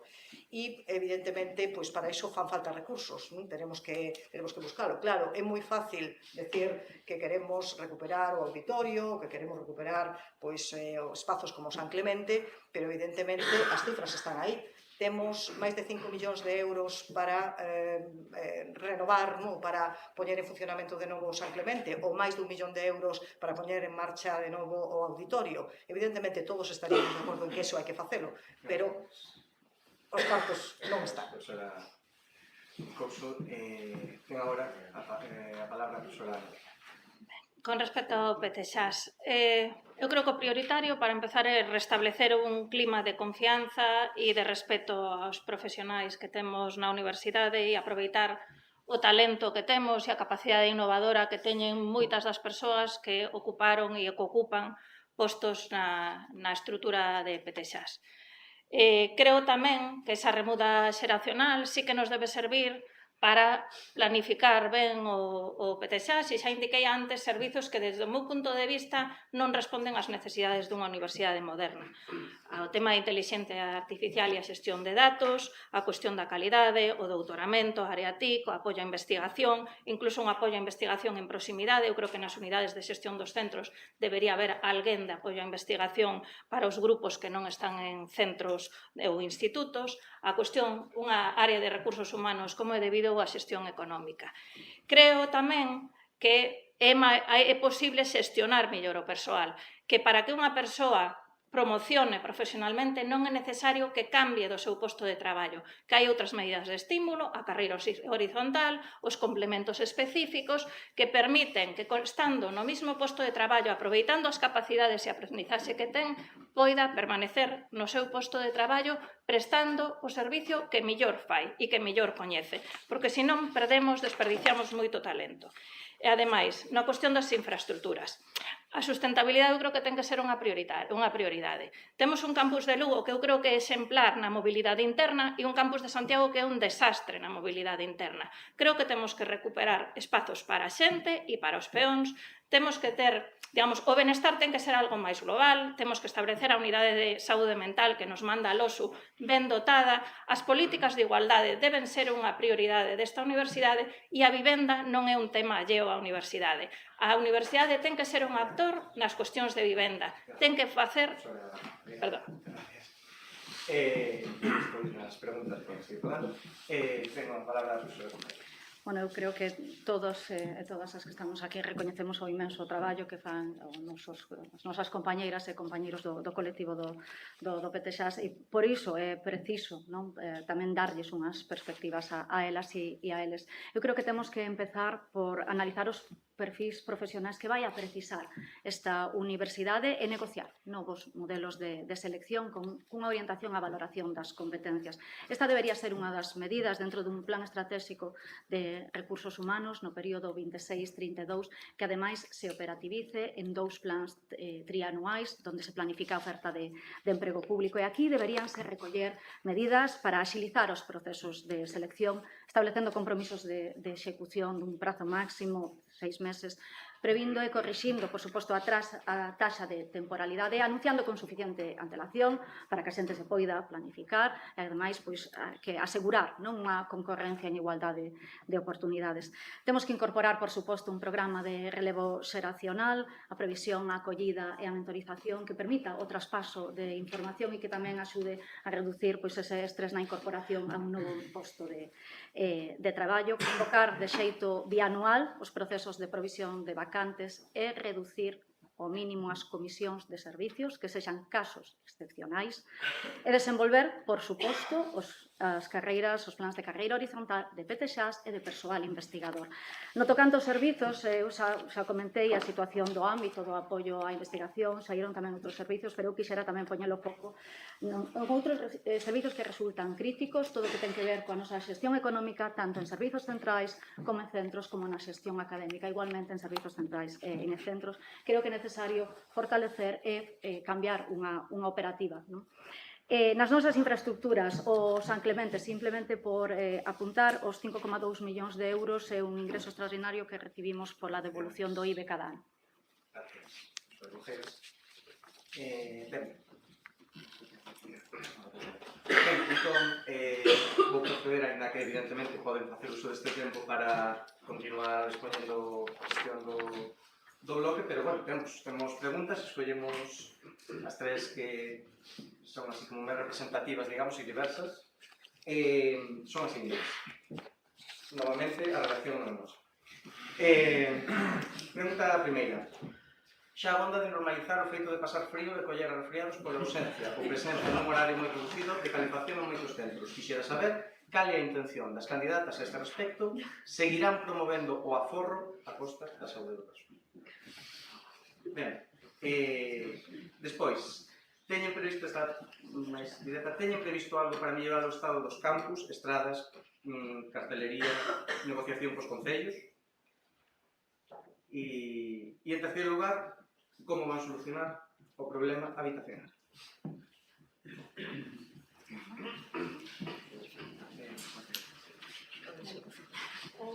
Quen empezaba? Na mesma orde que o bloque, neste caso...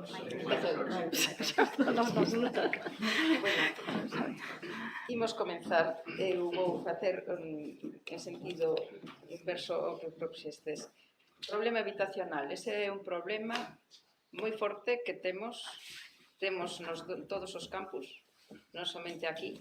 Ese problema que, como apuntaba Rosa, é dicir, habrá plans para facer a rehabilitación do San Clemente. Por suposto que os haberá. Nestes 2 anos que levo traballando desde que decidí presentarme a reitora, xa explorei propostas e xeitos de facer isto. Temos que facer unha conexión cas cidades. Cas nosas cidades, estou seguro que as nosas cidades van a apostar para que os universitarios poidan estar, porque somos parte da cidade e a cidade ten que ser parte de nós. Non podemos investir, como se fixo no San Clemente, pechar as portas e deixar que ese investimento sexa realmente tirar os cartos. Entón, temos que apostar por eso. Haberá formas de facelo. Igualmente, non podemos levar tantos anos con un auditorio magnífico que temos aquí no campus de Santiago pechado. O entorno pois é unha das primeiras cousas que todos nos gustaría mudar. Temos un campus que podería ser precioso e que agora mesmo, quizáis porque non hai as relacións necesarias pois cos concellos, non somos quen de que isto funcione e que teñamos uns entornos bons. Temos que facer que a cidade se sinta parte de nós e que nós sexamos parte da cidade e sempre fomos cidades universitarias, tanto Lugo como Santiago. No que respecta ao frío, pois seguramente eso non sexa aforrar, porque aforraremos nós, eu penso, ata teño as dúbidas de que sexa aforrar, porque facemos mal o quentamento, primeiro quentamos polas mañás a primeira hora e despois deberíamos todos abrir as nosas festras realmente para que o problema de radón que temos encima da mesa e que sabemos que hai datos e que non nos sabemos ou que non se nos deixa mostrar, deberíamos que ventilar primeiramente e despois quentar. Entón, iso é un aforro? Pois non. Non tampouco cando temos que dar as nosas clases con uns abrigos e todos parapetados e ca xente pois, con problemas de saúde enchendo as urxencias sanitarias. Eso non é aforro. Moitas grazas. Tengo a palabra a profesora. Pois, moitas grazas. Empezo polo principio, polo frío. Polo frío e polo calor, porque tamén houve queixas en determinados momentos do ano por altas temperaturas en locales varios, non? Evidentemente non son as situacións ideais para un traballador ou unha traballadora estar pasando frío ou pasar un calor excesivo, pero son circunstancias que a veces se dan. Hai que buscar nesa liña de mellorar o benestar da comunidade universitaria, buscar vías de solución para iso, non? En relación co problema da vivenda, a ver, eu comentei antes, non? creo que Santiago e Lugo son cidades universitarias e teñen que seguir sendo cidades universitarias, e para iso temos que seguir traballando para incrementar o número de prazas que podemos ofrecer nas residencias universitarias. Este curso fíxose, incrementouse 40 prazas nas residencias universitarias buscando outras vías de solución. A solución do San Clemente, xa o dixen, nos o que pretendemos é precisamente manter e modernizar e mellorar as estruturas físicas dos edificios que xa temos antes de construir outras novas, e recuperar espazos como San Clemente, pero evidentemente cando eso sexa viable económicamente. De todos os xeitos tamén hai que mencionar que resolver o problema do San Clemente non vai resolver o problema da falta de espazos nas residencias universitarias, porque estamos falando de recuperar unhas 40-45 prazas aproximadamente en ese edificio. Eso é do que estamos falando. Hai outras vías, como se fixo este ano, para recuperar 40 prazas das outras residencias. E en relación cos concellos, pois isto precisamente tamén pode ser unha vía de relacións cos concellos. Temos que buscar a maneira de tanto os concellos de Santiago como de Lugo, e tamén os concellos limítrofes, xa os mencionei antes. Creo que tamén temos que botar man das relacións que podemos manter con concellos que están cercanos, que están próximos ás cidades nas que se asentan os nosos campus universitarios, para buscar solucións e melloras e formas de colaborar e formas de cooperar nesta cuestión da vivenda, do problema habitacional como doutros, non? Ben, o frío e non só o frío. Efectivamente, traballamos en instalacións, sobre todo os edificios docentes, teñen un déficit de mantemento bastante notable. Falábamos de cano de matemáticas, de usar un secador para secar cables en un aula de informática, se non me equivoco. Temos xente que entra na universidade a que non lle damos espazos, nin lle damos medios de traballo, pasa habitualmente no PDI.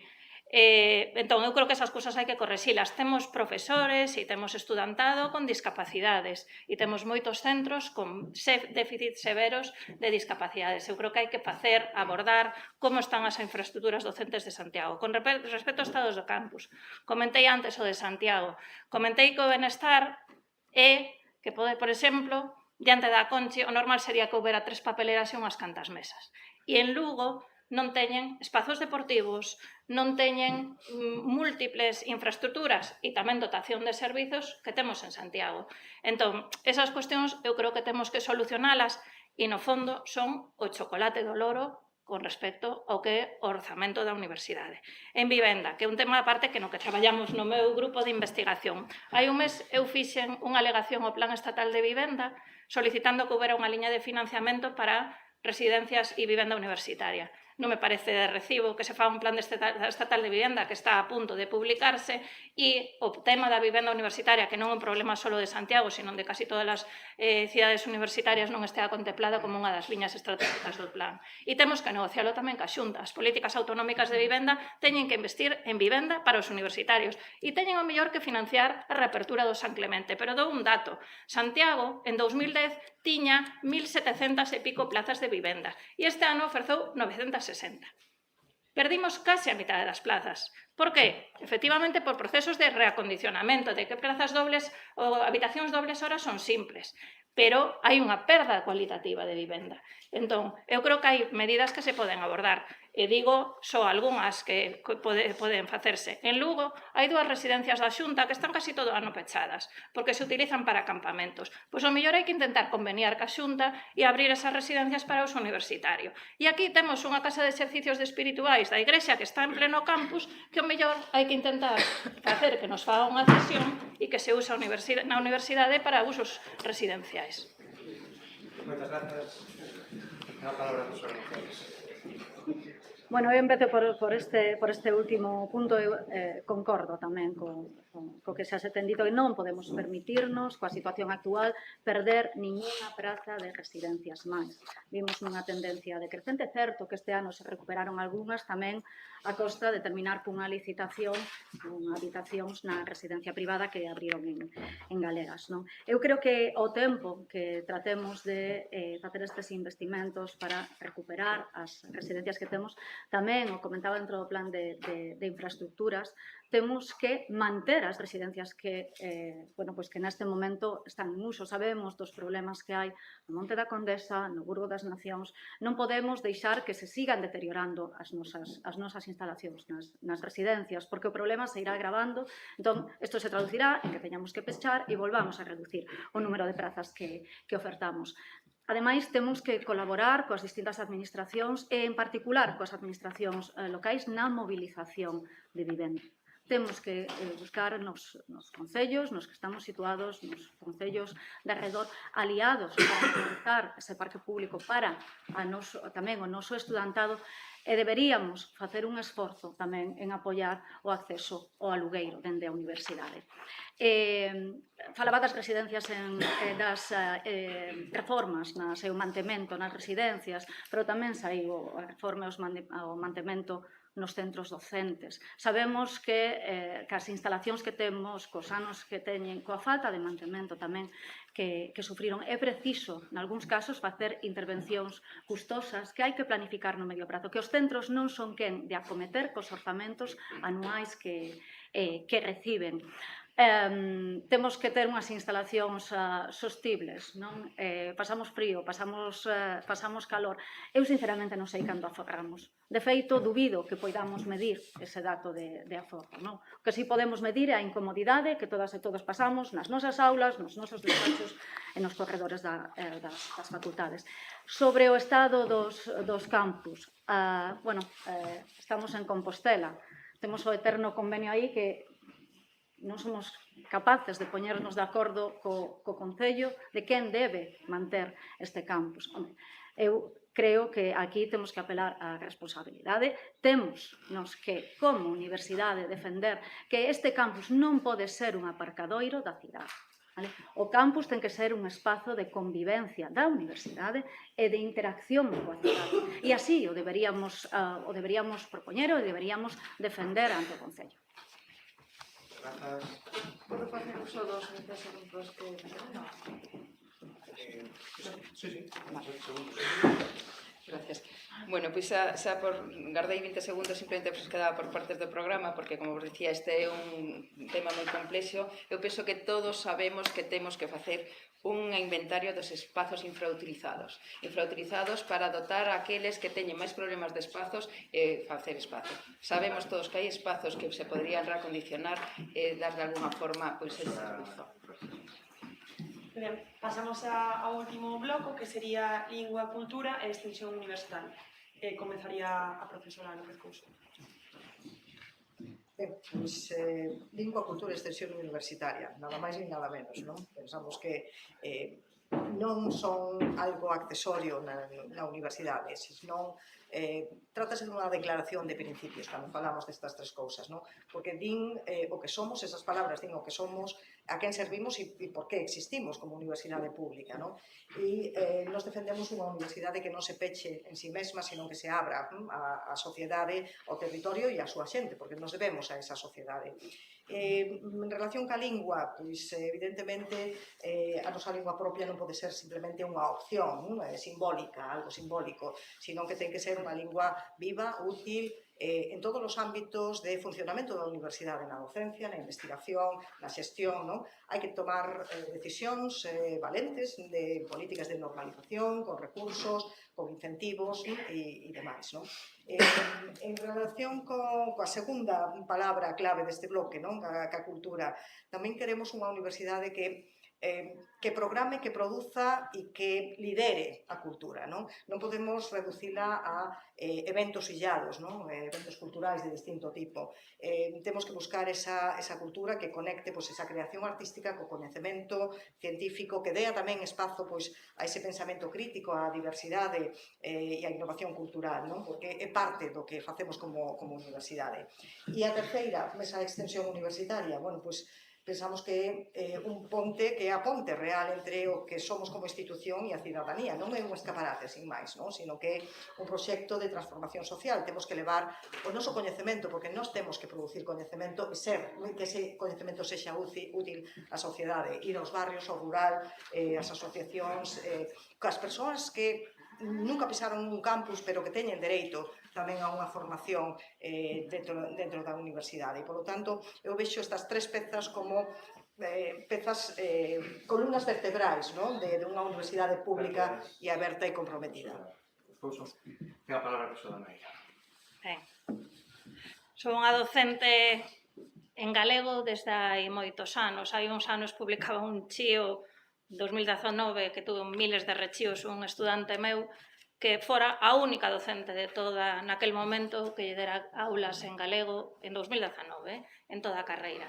Entón, creo que temos que acompañar a xente que pode dar o paso, que hai moita xente que pode dar o paso se hai políticas activas de acompañamento ao profesorado que ás veces se retrae porque cree que vai a ser como unha, digamos, unha area no deserto. Este informe publiquei a Comisión de Normalización Lingüística das tres universidades galegas encargou hai anos sobre investigación e lingua. E eu creo que tamén aí podemos avanzar, sobre todo na divulgación do coñecemento. É certo que o coñecemento científico, a investigación, as publicacións están hoxe moi dominadas polo inglés, no meu ámbito incluso polo castelán, pero no ámbito da divulgación do coñecemento podemos facer moito máis. Que Ángel Carracedo dea conferencias en galego, sendo un dos científicos máis prestixiosos do Estado e internacional, fai moito pola nosa lingua. E aí podemos facer avances e acompañar a xente que poda querer dar ese paso.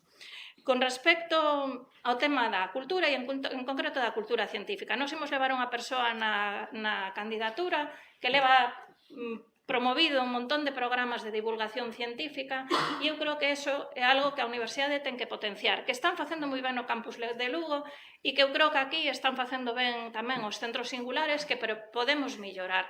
E é un ámbito que para min é esencial. E tamén unha cousa que me chama a atención é que normalmente divulgamos cara fora, pero non aproveitamos o coñecemento cara dentro.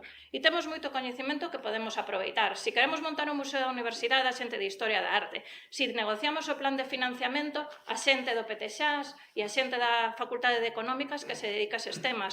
Se temos temas de eficiencia energética, igual. E a ciencia aberta. Quedoume. Ten a palabra a persoa. Bueno, Plan de Dereitos Culturais do Ministerio de Cultura baixo as directrices da UNESCO. Este ten que ser o marco onde se sitúa a nosa proposta, que debe contribuir á formación da cidadanía, a proxección social e tamén á construcción de comunidade. Eu creo que temos que entender, e así o fai tamén a UNESCO, a cultura como un dereito, como unha ferramenta de transformación, e temos que descentralizar e recuperar a presenza da cultura nos nosos centros. Precisamos construir, obviamente, unha cultura que sexa inclusiva, que sexa diversa, que sexa accesible e que teña memoria e identidade. Eu creo que vamos tarde e que deberíamos recoller xa a testemunha da xente que fixo posible esta universidade. Falábase de cultura científica. A cultura científica tamén é cultura. Nos o que propoñemos é crear unha unidade de divulgación e cultura científica que, por certo, é a última peza que lle falta a esta universidade para rexistrar formalmente a súa actividade de transferencia de coñecemento. Temos tamén, por suposto, que activar iniciativas vinculadas á cultura galega. Temos que facer cultura situada para Galicia e de Galicia. E consolidar, obviamente, neste marco tamén o uso da lingua galega como lingua habitual na nosa universidade e prestixiada. Ben, temos que promover isto e temos, ademais, que acompañar a todos os membros da comunidade universitaria, pois neste proceso temos que garantir os dereitos lingüísticos e temos que promover, por suposto, o uso da nosa lingua, que nos identifica, que nos define, e ademais situarnos como referentes na dinamización lingüística. Sobre o noso patrimonio, eu creo que é relevante, é importante que potenciemos tamén a labor dos nosos museos, o Museo de Historia Natural, a Domus do Mitreo, e que deberíamos crear un novo museo de Ciencias da Saúde partindo do Museo de Farmacia, cuxos fondos temos nun almacén no polígono do Tambre.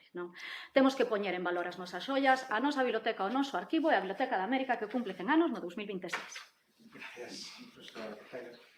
Ten a palabra a profesora Ortega. Pois enlazando co que di Rosa, por suposto, o patrimonio histórico da nosa universidade temos que dalo a coñecer, porque temos unha universidade centenaria, como ben todos sabedes, pero temos que facer tamén patrimonio científico. Temos que recoller, preservando e servindo a instrumentación que temos repartido por todos os centros, e xa algúns centros, como a nosa Facultade de Física, xa temos ali postos para que se poidan ver.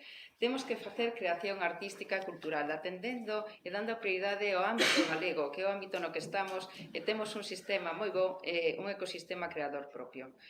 En canto ao galego, por suposto, que ten que estar presente en todas as institucións, debería ser a lengua cada vez máis viva, e temos que facer programas de benvida que inclúan tamén para o noso estudantado esta cultura galega. É moi sorprendente que alumnos que veñen de fora aprendan primeiro galego que o castelán. A min pasoume nas aulas e seguro que a vos tamén. Temos que facer tamén que a USC teña unha presencia internacional. Por que non crear unha marca como teñen as universidades máis prestixiosas como o USC Global? Temos que facer unha política de igualdade proactiva, benestar universitario, como non, atención á saúde mental. E temos que facer unha conciliación efectiva para que o estudantado poda atender a diferentes cousas, incluso a atención a dependentes, non? Comentamos o asociacionismo. Temos que procurar eses espazos onde os estudantes podan sentir esa vida universitaria que teñen. Por suposto, bolsas e axudas ao estudo, garantindo a equidade e a igualdade de oportunidades. En canto á transferencia de cultura, como non vou ser defensora dela?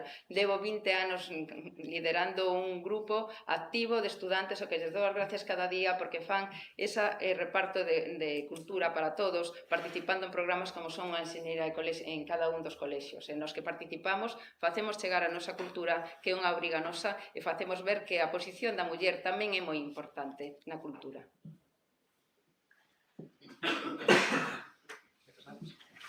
Vale, pasamos entón ás preguntas, de novo decimos as tres que serían. Por un lado, en el que falastedes pues, todas as candidatas, queremos saber un pouco en relación á lingua galega, si por un lado pensades sacar prazas de profesorado con perfis lingüísticos, cales son as medidas concretas a tomar para aumentar a docencia en galego, que opinades da implementación das horas docentes equivalentes deste ano por impartir as aulas en galego e bueno, e tamén en relación ao galego se credes que a oferta de cursos do Centro de Linguas Modernas da USC en relación ao galego é suficiente.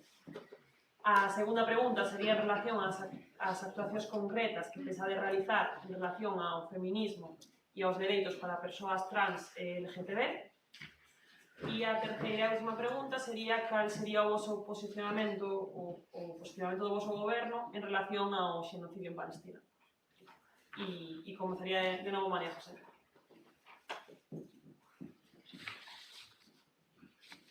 Pois, en relación ca primeira destas preguntas, a lingua galega, como dixen antes, para nós eso, a lingua nos define como universidade do sistema universitario galego. Oferta suficiente para dentro e para fora, para o estudantado, por exemplo, que recibimos a través de programas de mobilidade ou de captación internacional. Nunca é suficiente a oferta que temos, pero creo que temos unha boa oferta que hai que complementar e que hai que asentar non só a través do CLM, sino tamén en colaboración ca Facultade de Filoloxía. Hai moitos anos que na Facultade de Filoloxía se puxo en marcha un programa, un plan de dinamización, de ensino de lingua, literatura e cultura para estudantes estranxeiros, que está funcionando francamente ben. En relación con a situación en Palestina, creo que o compromiso que ten a USC con ese xenocidio e con esa situación que desgraciadamente se está a vivir, e non esquezamos tamén que está habendo outras situacións tamén complicadas, hai moitas zonas en conflito no mundo. O que se está facendo dentro da USC é intentar, dentro das medidas das limitacións presupostarias que ten, incrementar as axudas que ten para acoller estudantado que ten que, desgraciadamente, abandonar Gaza, fundamentalmente Gaza, temos tamén outros territorios, porque non poden continuar ca súa formación ali, non? Entón, compromiso decidido, desde logo, non? En relación con ese xenocidio. Non podemos seguir permitindo que pase iso. Perdón? Non sei que pasou aí. Non sei, xa me perdí. Que vamos falando? O xenocidio. Ben, entón, seguir apoiando as universidades que as que temos colaboración ademais en Gaza e nos resto dos territorios palestinos, apoiando decididamente todo o que poidamos e seguir acollendo a estes estudantes que teñen que fuxir da súa terra para poder buscar un acomodo noutro lugar, con intención sempre de volver. A nosa formación, a proposta de nosa formación é a que lles podemos ofrecer aquí para que algún día, esperemos que non sexa moi dilatado no tempo, poidan volver ás súas cidades de orixe con esa formación. Xa pasou.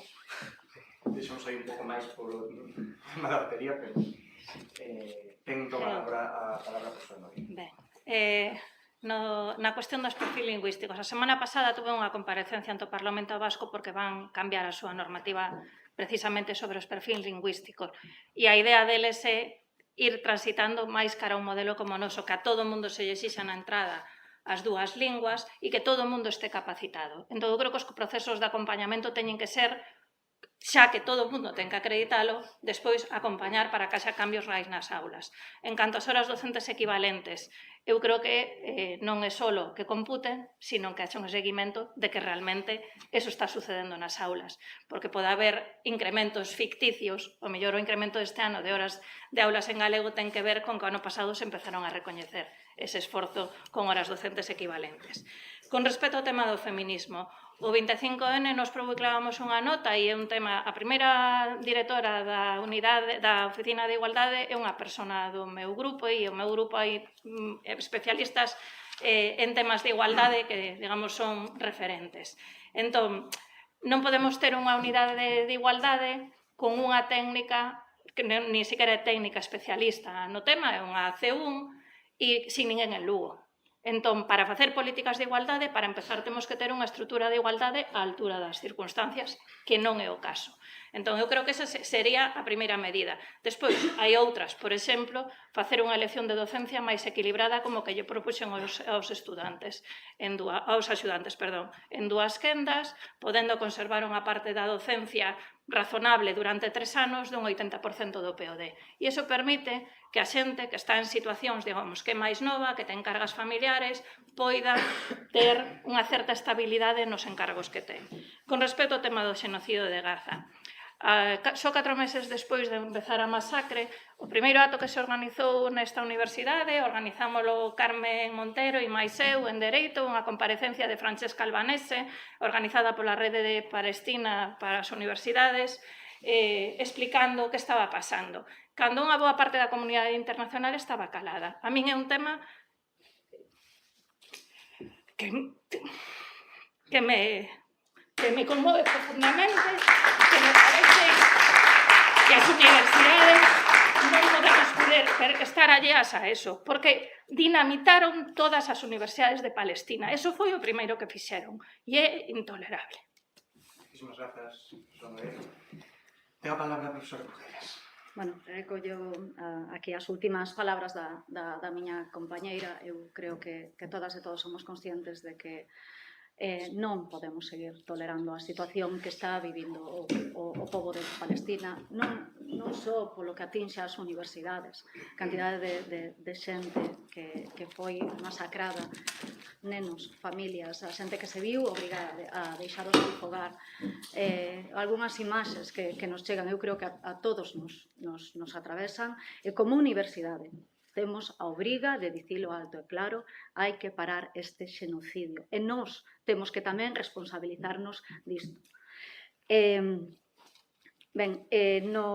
na parte do feminismo, se queremos feminismo, diversidade, LGTBI, inclusión social, benestar, se queremos dotarnos, se queremos levar a cabo políticas efectivas nestes ámbitos, precisamos dotarnos de estructuras que neste momento non temos, pero que sí que temos que ter moi claro que estes teñen que ser eixos fundamentais dentro dos valores da nosa universidade. Temos que dar a todos estes colectivos un espazo, vale? Un espazo dentro da universidade, saiban a quen dirixirse, e temos que facerlles a vida máis fácil. A situación que ten o colectivo trans dentro da nosa universidade é tremenda e seguro que se tedes compañeiras e compañeiros cando vos comentan pois, o non poder usar o seu nome sentido, non verse recoñecidos en papéis, que dicir, son as aplicacións, non somos nós. Nós temos a obriga de facilitarlles a vida dentro da súa casa, dentro da súa universidade. Galego, perfis lingüísticos. Bueno, a idea dos perfis lingüísticos, isto era unha proposta dentro do plan de accións de normalización lingüística, o que rematou agora, non senón do anterior.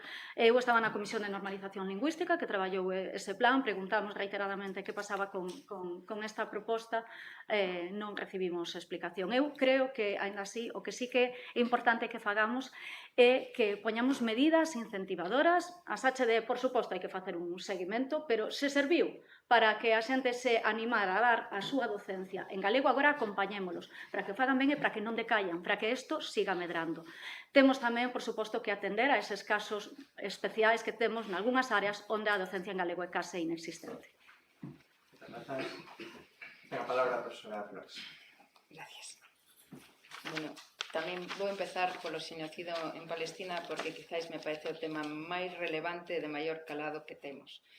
Que calquera persoa ose non manifestar que iso é un xenocidio, para min é unha falta de humanidade. E creo que isto o di todo e espero que todos os que estemos nesta sala sintámoslo da mesma forma.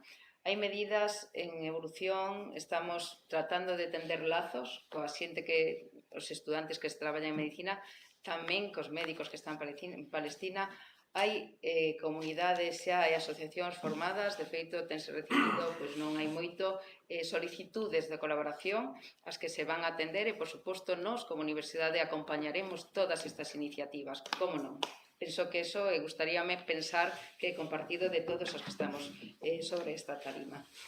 Respecto ao feminismo, aos colectivos trans e ao LGTB, pois eu vou dicir que penso que agora mesmo os que non nos senten así son conxuntos aillados de xente. É dicir, isto, por sorte, xa non estamos na época do medievo e temos evolucionado moito para que isto sexa unha normalidade, unha integración total.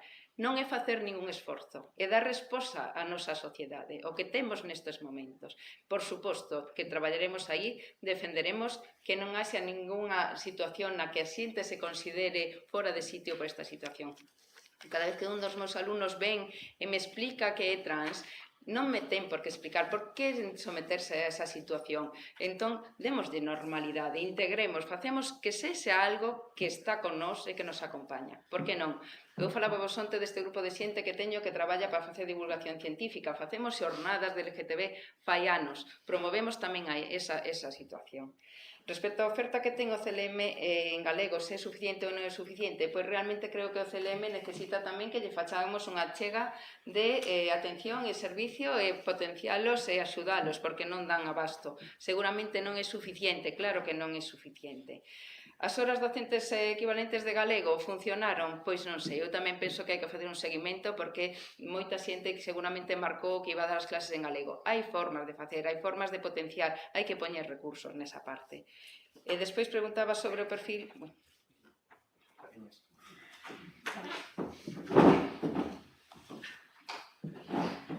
Vale, pues xa rematamos todos os blocos e agora o que temos é un apartado de preguntas. Se vos parece ben, deixamos 6 preguntas e 1 minuto cada unha para contestalos. Son preguntas espontáneas, entón, quen queira facer unha pregunta que levanta a man. E neste caso, un pouco, pois facendo inversa ao que se fai habitualmente, queremos darlle primeiro voz a persoas que están en posicións pois, predoutorais ou persoas que habitualmente pois, non teñen tanto espazo. Entón, bueno, levantan a man e se máis de 6, pois, empezaremos a... 1, 2, 3... Bueno, nós temos moitísimas máis, así que non é problema. Vale, pois, por exemplo, comenzamos por aí e ides tamén despois.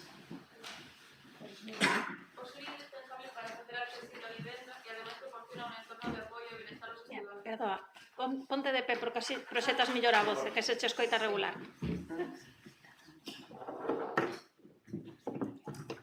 O servizo de residencias indispensable responsable para facer accesible a vivenda e ademais proporciona un entorno de apoio e benestar aos estudantes.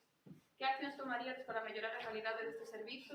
Como faríades partícipes na elaboración das normativas e na toma de decisións aos representantes de residentes, dado que agora mesmo non teñen a posibilidade de votar? Podedes explicar máis en detalle de que modo se rehabilitaría San Clemente e para que se usaría o edificio despois? Por último, queremos convidarvos a que visitedes os centros do sur para que podedes coñecer as súas demandas. Gracias.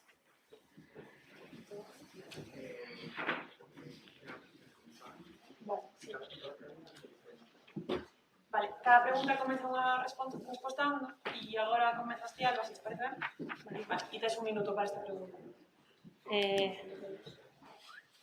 Ben, nos tempos do reitor Villares, precisamente, digamos que foi cando eu medrei políticamente na universidade, na participación, que estaba no Consello de Goberno, os consellos de residentes tiñan voto, digamos, os residentes tiñan voto se había un consello de residentes participativo, e eu creo que iso é un elemento importante, porque eu creo que a universidade, para o estudantado, é unha escola de participación cidadá, e debe ser tanto as facultades como os centros onde residen. Eu creo que digamos, nos servizos á comunidade universitaria estamos claramente infradotados, no sentido de que eu creo que ten que haber outros espazos de convivencia. De feito, eu estou convencida de que deberíamos ter espazos, por exemplo, para práctica musical. Hai moitos estudantes, incluso en algúns centros na escola, na ETSE, é frecuente que no día do patrón toquen pezas estudantes, pero non temos sitios para práctica musical, para práctica teatral. Gracias. Recordaros que como son varias preguntas, pois vamos tentar irnos ao minuto. Bueno, eu creo que xa comentei, non, o tema do San Clemente dentro do plan de infraestructura sobre a participación dos residentes, non, na gobernanza dos centros. Vimos de aprobar no Consello de Goberno no mes de xullo unha modificación do regulamento do Servizo Universitario de Residencias, onde aparece a participación. O que se nos trasladou é que isto, bueno, pois que fora tamén falado coas direccións, cos residentes. Eu o que creo é que hai que avaliar se isto funciona, se realmente cumpre as vosas expectativas e vos sentides partícipes do que é a vosa casa. Porque a residencia ten que ser a vosa casa. Entón, temos que transformar as residencias en focos de vida. E creo que a universidade debería tirar partido de que estades aí moito tempo, de que facedes a vosa vida nesas residencias pois para promover outro tipo de actividades, tanto culturais como de dinamización e, sobre todo, tamén animar a participación na organización e na gobernanza da universidade. Grazas. Profesora Flores. Pois exactamente o mesmo. Realmente a motivación, se non tiveramos estudantes non teríamos universidade. Teríamos outra cousa. Entón, tratarlos dunha forma que vos estades crecer, que vos estades cunha vivenda digna, é moi importante. Entón, que participedes tamén consultivamente e despois tedes a posibilidade de participar con voto para mostrar as vosas opinións. É un sitio onde tedes que crecer na universidade. Todos crecimos na universidade, todos fomos universitarios, algún día estivemos nos vosos postos. É un sitio onde tedes que reivindicar realmente e conseguir estar dunha forma cómoda para crecer na universidade. Se vives ben, podes estudiar mellor. E sobre o San Clemente un pouco tamén o que se decía. Sí que hai modelos, hai formas hai que pelexalo. O que non podemos facer é facer investimentos e despois pechar as portas e tirar eses cartos. Claro que hai formas. Por suposto que non vai resolver o problema da vivenda, pero vai axudar. Non é de recibo termos unha residencia pechada cos problemas que temos de vivenda. Moitas grazas. Ben, eu creo que sobre a vivenda xa falamos antes bastante. Nós o que pretendemos é fortalecer o sistema actual, sistema de residencias universitarias, non?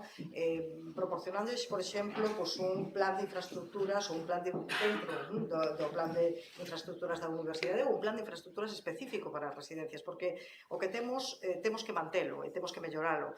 Tanto en Lugo, creo que moito máis en Lugo a veces que en Santiago, porque temos unha situación na residencia Valigai moi complicada, e, por suposto, tamén nas residencias de Santiago. E despois, Isto vai vinculado tamén con esta plan de dinamización de participación universitaria no que nos estamos pensando, e ese fortalecemento da participación do estudantado, veña de onde veña, quero dicir, Consello de Estudantado, delegacións nos centros, pero tamén, por exemplo, os residentes das residencias. Creo que temos que facer que todos vos sintades partícipes de crear universidade e de buscar solucións conxuntamente para os problemas que temos, moi nomeadamente nas residencias universitarias.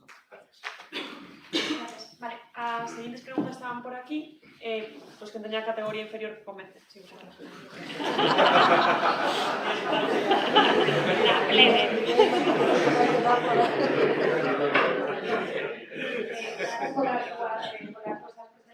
como axudante doutora da Facultade de Dereito, quería saber cal vai a ser a política de estabilización dos axudantes doutores.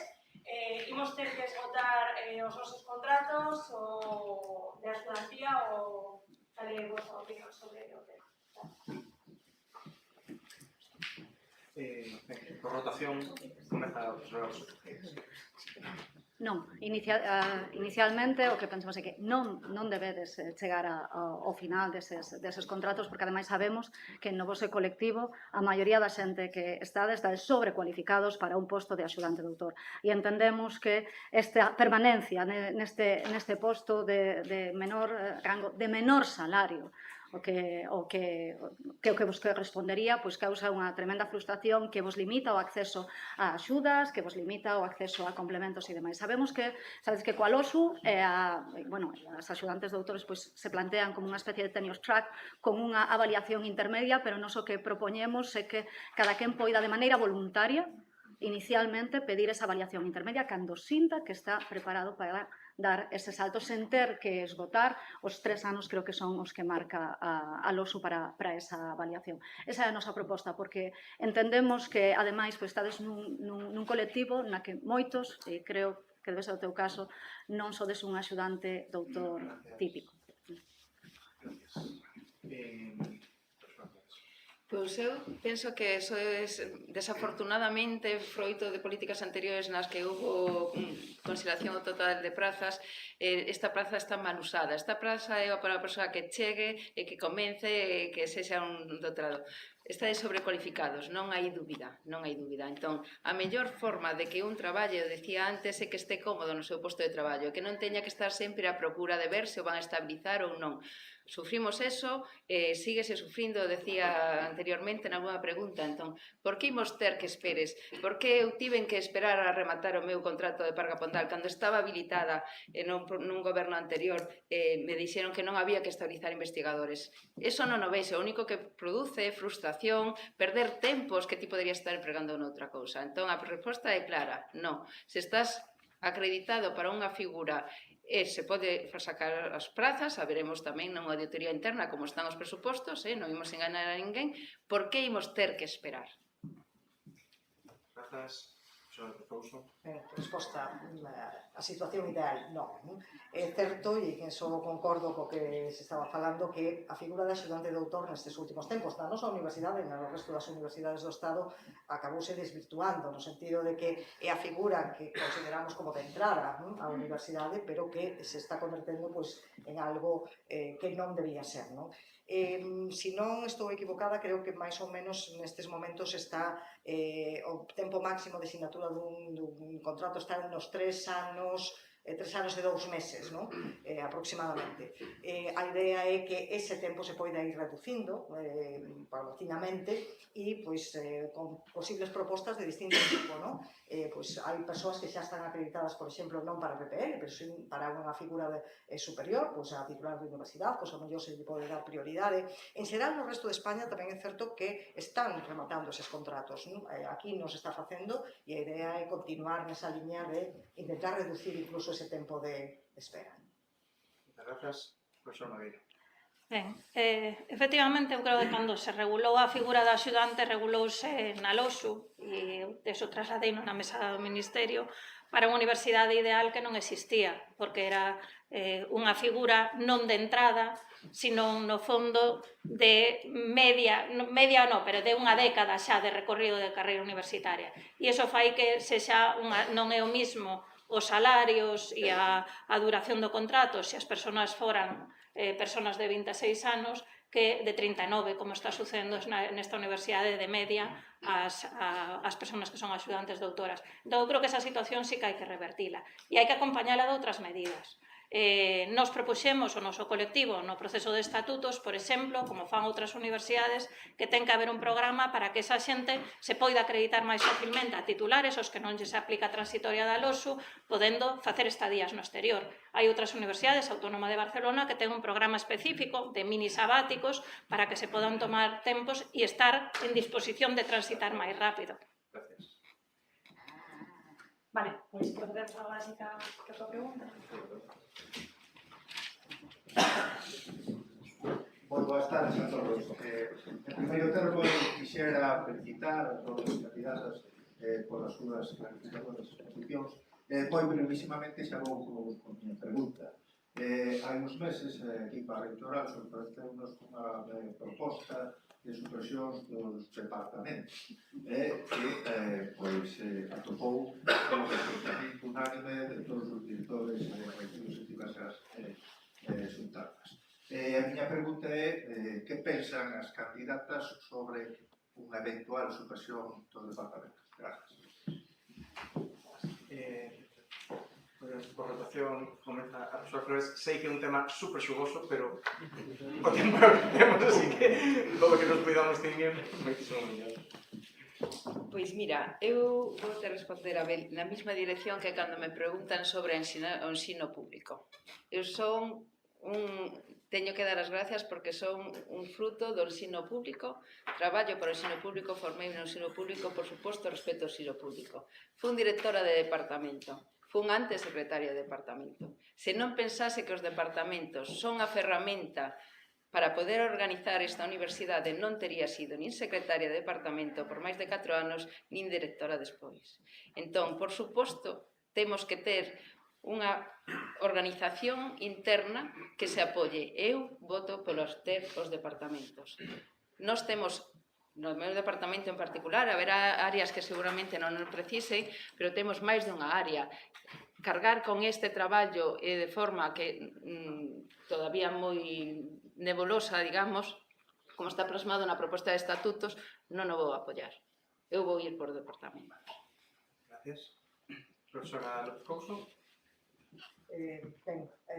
A resposta é moi clara. Creo que os departamentos son imprescindibles para a organización interna da nosa universidade.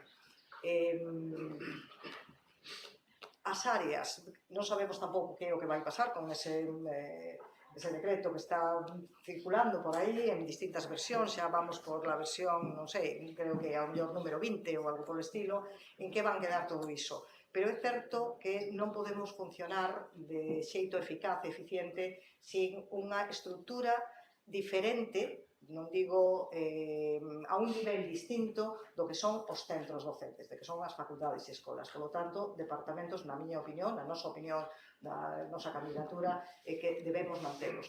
Evidentemente será o claustro que teña que decidir finalmente como se vai formular todo isto. Ben, eu creo que a pregunta a mí non me parece... Perdoe, non é que sexa unha pregunta incorrecta. Creo que se formulou este debate dunha forma incorrecta. Que a xestión dos estatutos, formulando como unha pregunta de si ou non é acertada. Eu creo que os departamentos temos que redefinir as súas funcións, igual que temos que pensar que en estatutos temos que recoñecer os grupos de investigación, que é a estrutura básica da universidade, e teremos que ir redefinindo cales son as funcións de cada unha das estruturas que temos. O que temos é que ter todas esas estruturas coas súas funcións diferenciadas e sin solapamentos. Estes días dixen un exemplo. A nosa comisión permanente a semana pasada fixo un informe para que Ángel Carracedo sexa profesor emérito desta universidade. Non sei hasta que punto é necesario que teña que ter un informe do Consello de Departamento, un informe da Xunta de Facultade de Dereito, supoño que da Academia de Medicina, non sei que. Entonces, eu creo que temos que ir a un procedimento, a un proceso de redefinición das estruturas e de diferenciación das funcións. E aí terán que estar os departamentos, pero terán que estar outras estruturas, terán que estar recoñecidas as unidades de investigación básicas que son os grupos. Gracias. Ten a palabra a profesora.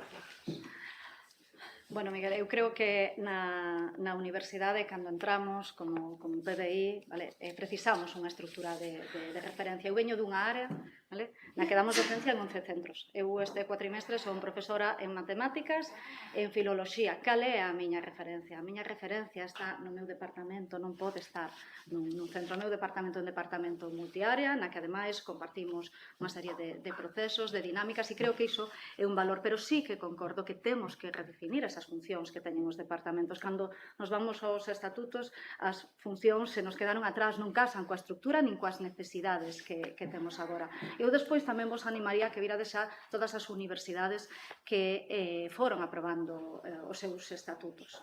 Non sei se me escaparía algunha, pero eu, de feito, todas as que fun vendo manteñen dentro da súa estrutura os departamentos como unidade de aglutinación do profesorado. Vale, teníamos unha pregunta máis para isto. E despois seguimos debate.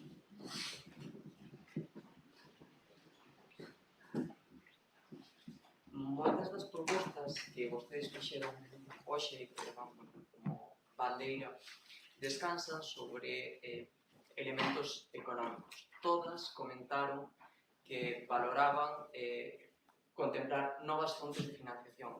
A miña pregunta é bastante concreta. Consideran fontes públicas e privadas? Se nos poden dicir cales fontes de financiación puntuais, como pode ser para proxectos concretos, fontes de financiación estacionais, como pode ser recibidas os fondos Next Generation, ou tamén fontes de financiación basal.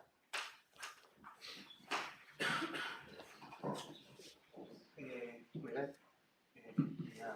eso es fenomenal, ¿no? Non sei, penso que cosa. No, pero Non sei que... Xa estamos perdidos. Ben, eu cando me refería ás novas fontes de financiamento, temos unha serie de oportunidades en convocatorias europeas no ámbito da internacionalización que non estamos aproveitando. Do ámbito da internacionalización, pero, por exemplo, tamén no ámbito do cuarto ciclo, poñamos que nos axudarían tamén a captar recursos para accións específicas que nos permitirían liberar orzamento, non? Para poder destinar a outros capítulos de gasto. Se falou xa do tema da vivenda, de distintas axudas que hai a través do Ministerio, a través da Xunta. Creo que estamos moi focalizados sempre en dirixirnos á nosa Secretaría Xeral de Referencia e as demais consellerías, porque a universidade ten unha función social, non?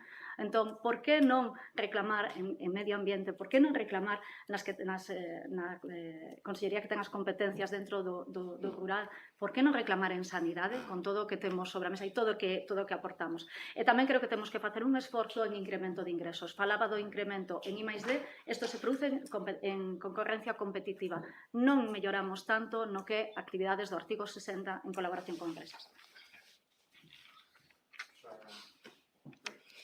Vale, pois, sí, evidentemente as fontes de financiación poden ser diversas e para saber as fontes de financiación que temos, como ben di Rosa, temos que ter un persoal que este atento a esas fontes de financiamento e non que nos pasen as convocatorias sen saber nin que existen. Entón, hai que pelexalo e hai que traballalo e hai que traballalo da man con. Por eso hai que facer un diálogo tamén cas autoridades.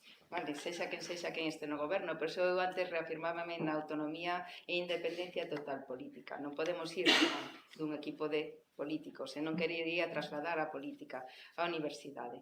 Entón, tamén temos sobre a mesa agora o plan de financiamento que temos que renegociar. porque ao final temos autonomía, pero non independencia económica. Entón, haberá que traballalo en moitos eidos. Para eso, haberá que facer un estudo e unha folla de ruta. Non podemos ir improvisando, que parece que vayamos dependendo do que saia cada día. Moitas grazas. Eu creo que xa o comentei en relación con un dos bloques temáticos anteriores, non? Hai que explorar novas vías de captación de recursos externos, evidentemente están nas convocatorias europeas, e creo que cando concorremos, ademais, como universidade a convocatorias europeas, temos moi bons resultados e temos que seguir afianzando esas solicitudes, pero tamén podemos explorar, hai unha relación que creo que explotamos pouco, non? E que exploramos pouco como universidade, que é a relación coa contorna socioeconómica, non? E incluso vías de mecenado e demais, non? O que é importante que teñamos claramente ese financiamento estrutural a partir do plan de financiamento que temos que renegociar agora próximamente, que nos garanta, que nos permita manter as funcións básicas da universidade, da docencia, da investigación, da transferencia, da difusión da cultura de unha forma estable, non? E que podamos seguir funcionando, pero necesitamos explorar outras vías. Gracias. Desde hai meses está aberta unha mesa das universidades co Ministerio das Comunidades Autónomas para acadar, por suposto, 1% no gasto universitario. E eu creo que aí deberíamos traballar.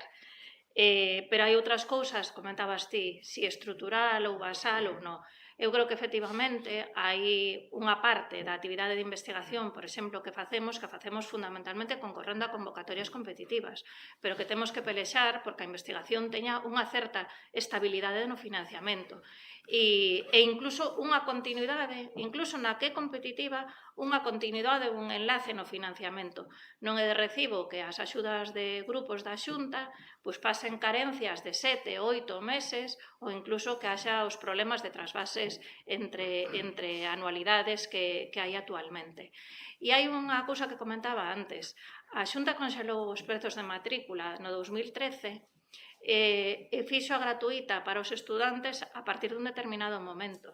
Pero a universidade lle sigue ingresando euros de 2013. Prezos de 2013. E iso son moitos cartos. Vale, xa que a última, como vimos un pouco xa xustas de tempo, pasa a pregunta e se podes ser máis breves, agradecemos. Más de un minuto. A mí me gustaría preguntar por como ides a potenciar a práctica deportiva. Concretamente, hai moitos clubes pequenos que traballan con nenos, pero que tamén traballan con estudantes. Como, se vos gustaría seguir apoyando, se vos gustaría seguir dándolles facilidades, como por exemplo acceso ás instalacións que para eles é unha gran axuda e gran labor. Toca a min. Pois mira, isto alégrome que me prefagas a pregunta, como se decir, porque é totalmente certo. Penso que é algo que debe ir da man da cultura universitaria e o deporte. Son deportista nata, teño un xemelgo roto agora mesmo, precisamente por xogar un partido, intento xogar todos os días. Claro que sí. Temos que acompañar o que son os estudos ca parte de deporte. Temos que abrir as nosas instalacións deportivas para o resto da xente. Temos que facer que os que sodes deportistas facedes competición, facilitarvos. Isto xa está en proceso. Eso estou totalmente convencida que é o camiño cara onde temos que ir. Temos que, nesto que a nosa vida universitaria, potenciar todas as facilidades e todos o ben facer que temos dentro. Completamente de acordo en que temos que seguir avanzando nesa relación, como decía antes, non? Esa relación ca sociedade. Todos estes clubes pequenos que mencionabas ti, non? En todos os deportes, porque temos unha variedade ademais amplísima de asociacións, de clubes pequenos, cos que temos que colaborar, porque esa relación non somos unha universidade pública e temos que proxectarnos máis aló do que é a propia universidade. E creo que hai ademais como se di en inglés, un win-win, non? Que os clubes poden gañar porque poden utilizar instalacións que nós temos e que podemos prestar a cambio de obter tamén algún beneficio para a xente da universidade que fai deporte, non? Non só os deportistas de alto nivel, sino a xente de a pé que practicamos deporte, non? A diario. Eu creo que ten que ser un camiño de ida e volta. E, de feito, xa hai clubes que adestran nas nosas instalacións. O meu fillo adestrou moitos anos cando era pequeno nas pistas de fútbol da USC, ou a nosa piscina está aberta a usuarios externos. Pero tamén ten que ser un camiño de volta, por exemplo, en Lugo. En Lugo teñen unhas instalacións deportivas infradotadas e sería bastante normal que fixéramos convenio con instalacións deportivas próximas, a piscina que hai, ou algún centro escolar ou instituto que hai cerca con pabillóns para poder usalos na USC. É dicir, que esa relación comunitaria que deberíamos ter cas cidades cas que estamos implantados debería ser un camiño de ida e volta. Totalmente de acordo. Eu creo que esa colaboración a temos que manter porque nos axuda a facer cidade, non? Eu creo que é un gusto chegar ao campus e ver o campus cheo de vida, ver os nenos do San Lourenzo, non? Entrenando aquí no noso campo de fútbol. Creo que nos axuda, non? A integrarnos tamén na cidade, bueno, pois a que a cidade tamén recoñeza que lles aportamos algo. Eu agora tamén quixera falar como usuaria do servizo de deportes, vale? É algo que nos temos que mirar. As situacións que se están dando tanto no mantemento das infraestructuras, na organización das actividades. Este cuatrimestre sufrimos moitísimas disfuncións en varias das actividades e creo que temos que darlle ao deporte, dentro do marco do benestar que perseguimos na universidade, darlle a importancia que merece. Entón, temos que prestarlle atención e controlar exactamente que é o que se está facendo, que ofertamos e facelo nas mellores condicións. Grazas. A non ser que a persoa noveira ou os autores queran facer uso dos 15 segundos que lle quedan de tal... Vamos a recanear aí. Pois, nese caso, pasaríamos xa a última parte do debate, que sería pois estas conclusións, non? Digamos, ese minuto de oro no que neste caso en concreto, a diferenza da tele, non se pode pedir o voto, pero sí que convidándolas a que sinteticen aquelas cuestións que entendan que teñen un carácter así conclusivo e sobre a súa candidatura á reitoría, como a última vez comenzou a profesora Flores, pois neste caso comeza esta quenda a profesora Flores. Penso que non me tocaba a mí, pero non hai problema en votar. Tal como acordáramos antes, pero da igual. Comezo, non hai ningún problema. Fixeche a última pregunta. Perfecto, sin problema. Ben, pois eu creo que as liñas estratégicas do noso proxecto de futuro para a Universidade nos vindeiros 6 anos son claras e son asumibles.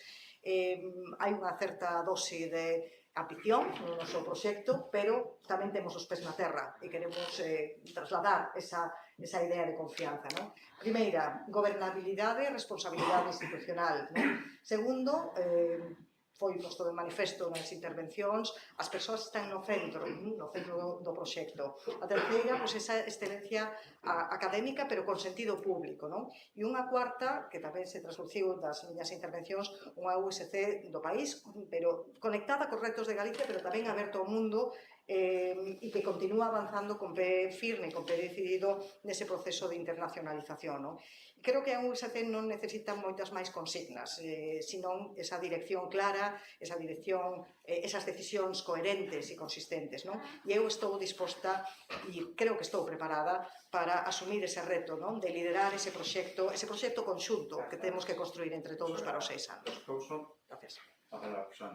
Comentábamos ao principio que estamos, para mí, nun momento de cambio e trascendente para as universidades, pola competencia das universidades privadas, polos retos formativos que implica a inteligencia artificial ou os cambios que pode permitir na xestión, pola cuestionamento que hai do coñecemento científico e do pensamento crítico, e creo que temos que prepararnos para ese contexto. O colectivo que pertenzo leva aportando de forma construtiva nos órganos nos que participa e non nacemos da nada, nin vimos a decirvos aquí nada que non dixéramos nos últimos 10 ou 15 anos como as persoas que estuveron nas equipas de goberno anteriores.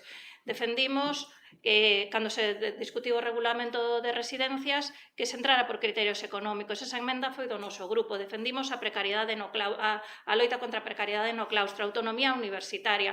Falamos da burocracia e o plan piloto de dereito que se creou foi pola nosa iniciativa. defendimos que tiña que poñerse en marcha o programa do Kentia. Non estamos aquí dicindo nada que non defendéramos na institución estes anos e queremos seguir construindo a universidade desde aí. Bueno, eu quero seguir traballando pola universidade, se é posible, se teño o apoio pois, como reitora, tanto en Lugo como en Compostela, dende o coñecemento, dende a experiencia, con capacidade de traballo, de escoita e tamén dende a perspectiva de alguén a quen lle queda media vida nesta universidade. Non? Eu creo que, como temos falado e como temos discutido ao longo de moito tempo con moitos dos que estades aquí, todos somos conscientes dos retos que ten a universidade por diante, máis aló de que vos poidamos poñer propostas sobre a mesa planificadas dentro do marco dunha estrategia. Os grandes retos os abordan dende distintas perspectivas e para iso precisamos actuar como colectivo. Precisamos recuperar ese sentido de pertenza, de confianza, coidándonos, contando coas persoas, como xa dicía, contando coa sociedade e para a sociedade e defendendo a nosa identidade como Universidade Pública de Galicia. Grazas. Remata, por favor, Susana. Vale, penso que non faría se empregase este minuto de ouro para sintetizar ou intentar sintetizar todo o que estivemos falando neste rato. Vou non aproveitar no seu lugar para darvos as grazas por usar o vosso tempo ben prezado para estar aquí, escoitar as miñas propostas e para decirvos que esta universidade a min me o deu todo. Eu fixen aquí os meus estudos. Agora tócame a min devolver a universidade. Eu gobernarei con honestidade, con liberdade, con independencia política, con autonomía universitaria, como creo que ten que ser. E fareino ca miña experiencia en xestión, non somente docentes, senón tamén experiencia investigadora, e cunha visión que teño do sistema universitario galego moi detallada. Este proxecto nace para ser un proxecto compartido, un proxecto no que a miña universidade, a nosa universidade, sexa a USC, sexa un sentir común. Moitísimas grazas. Queremos agradecer a todas as persoas que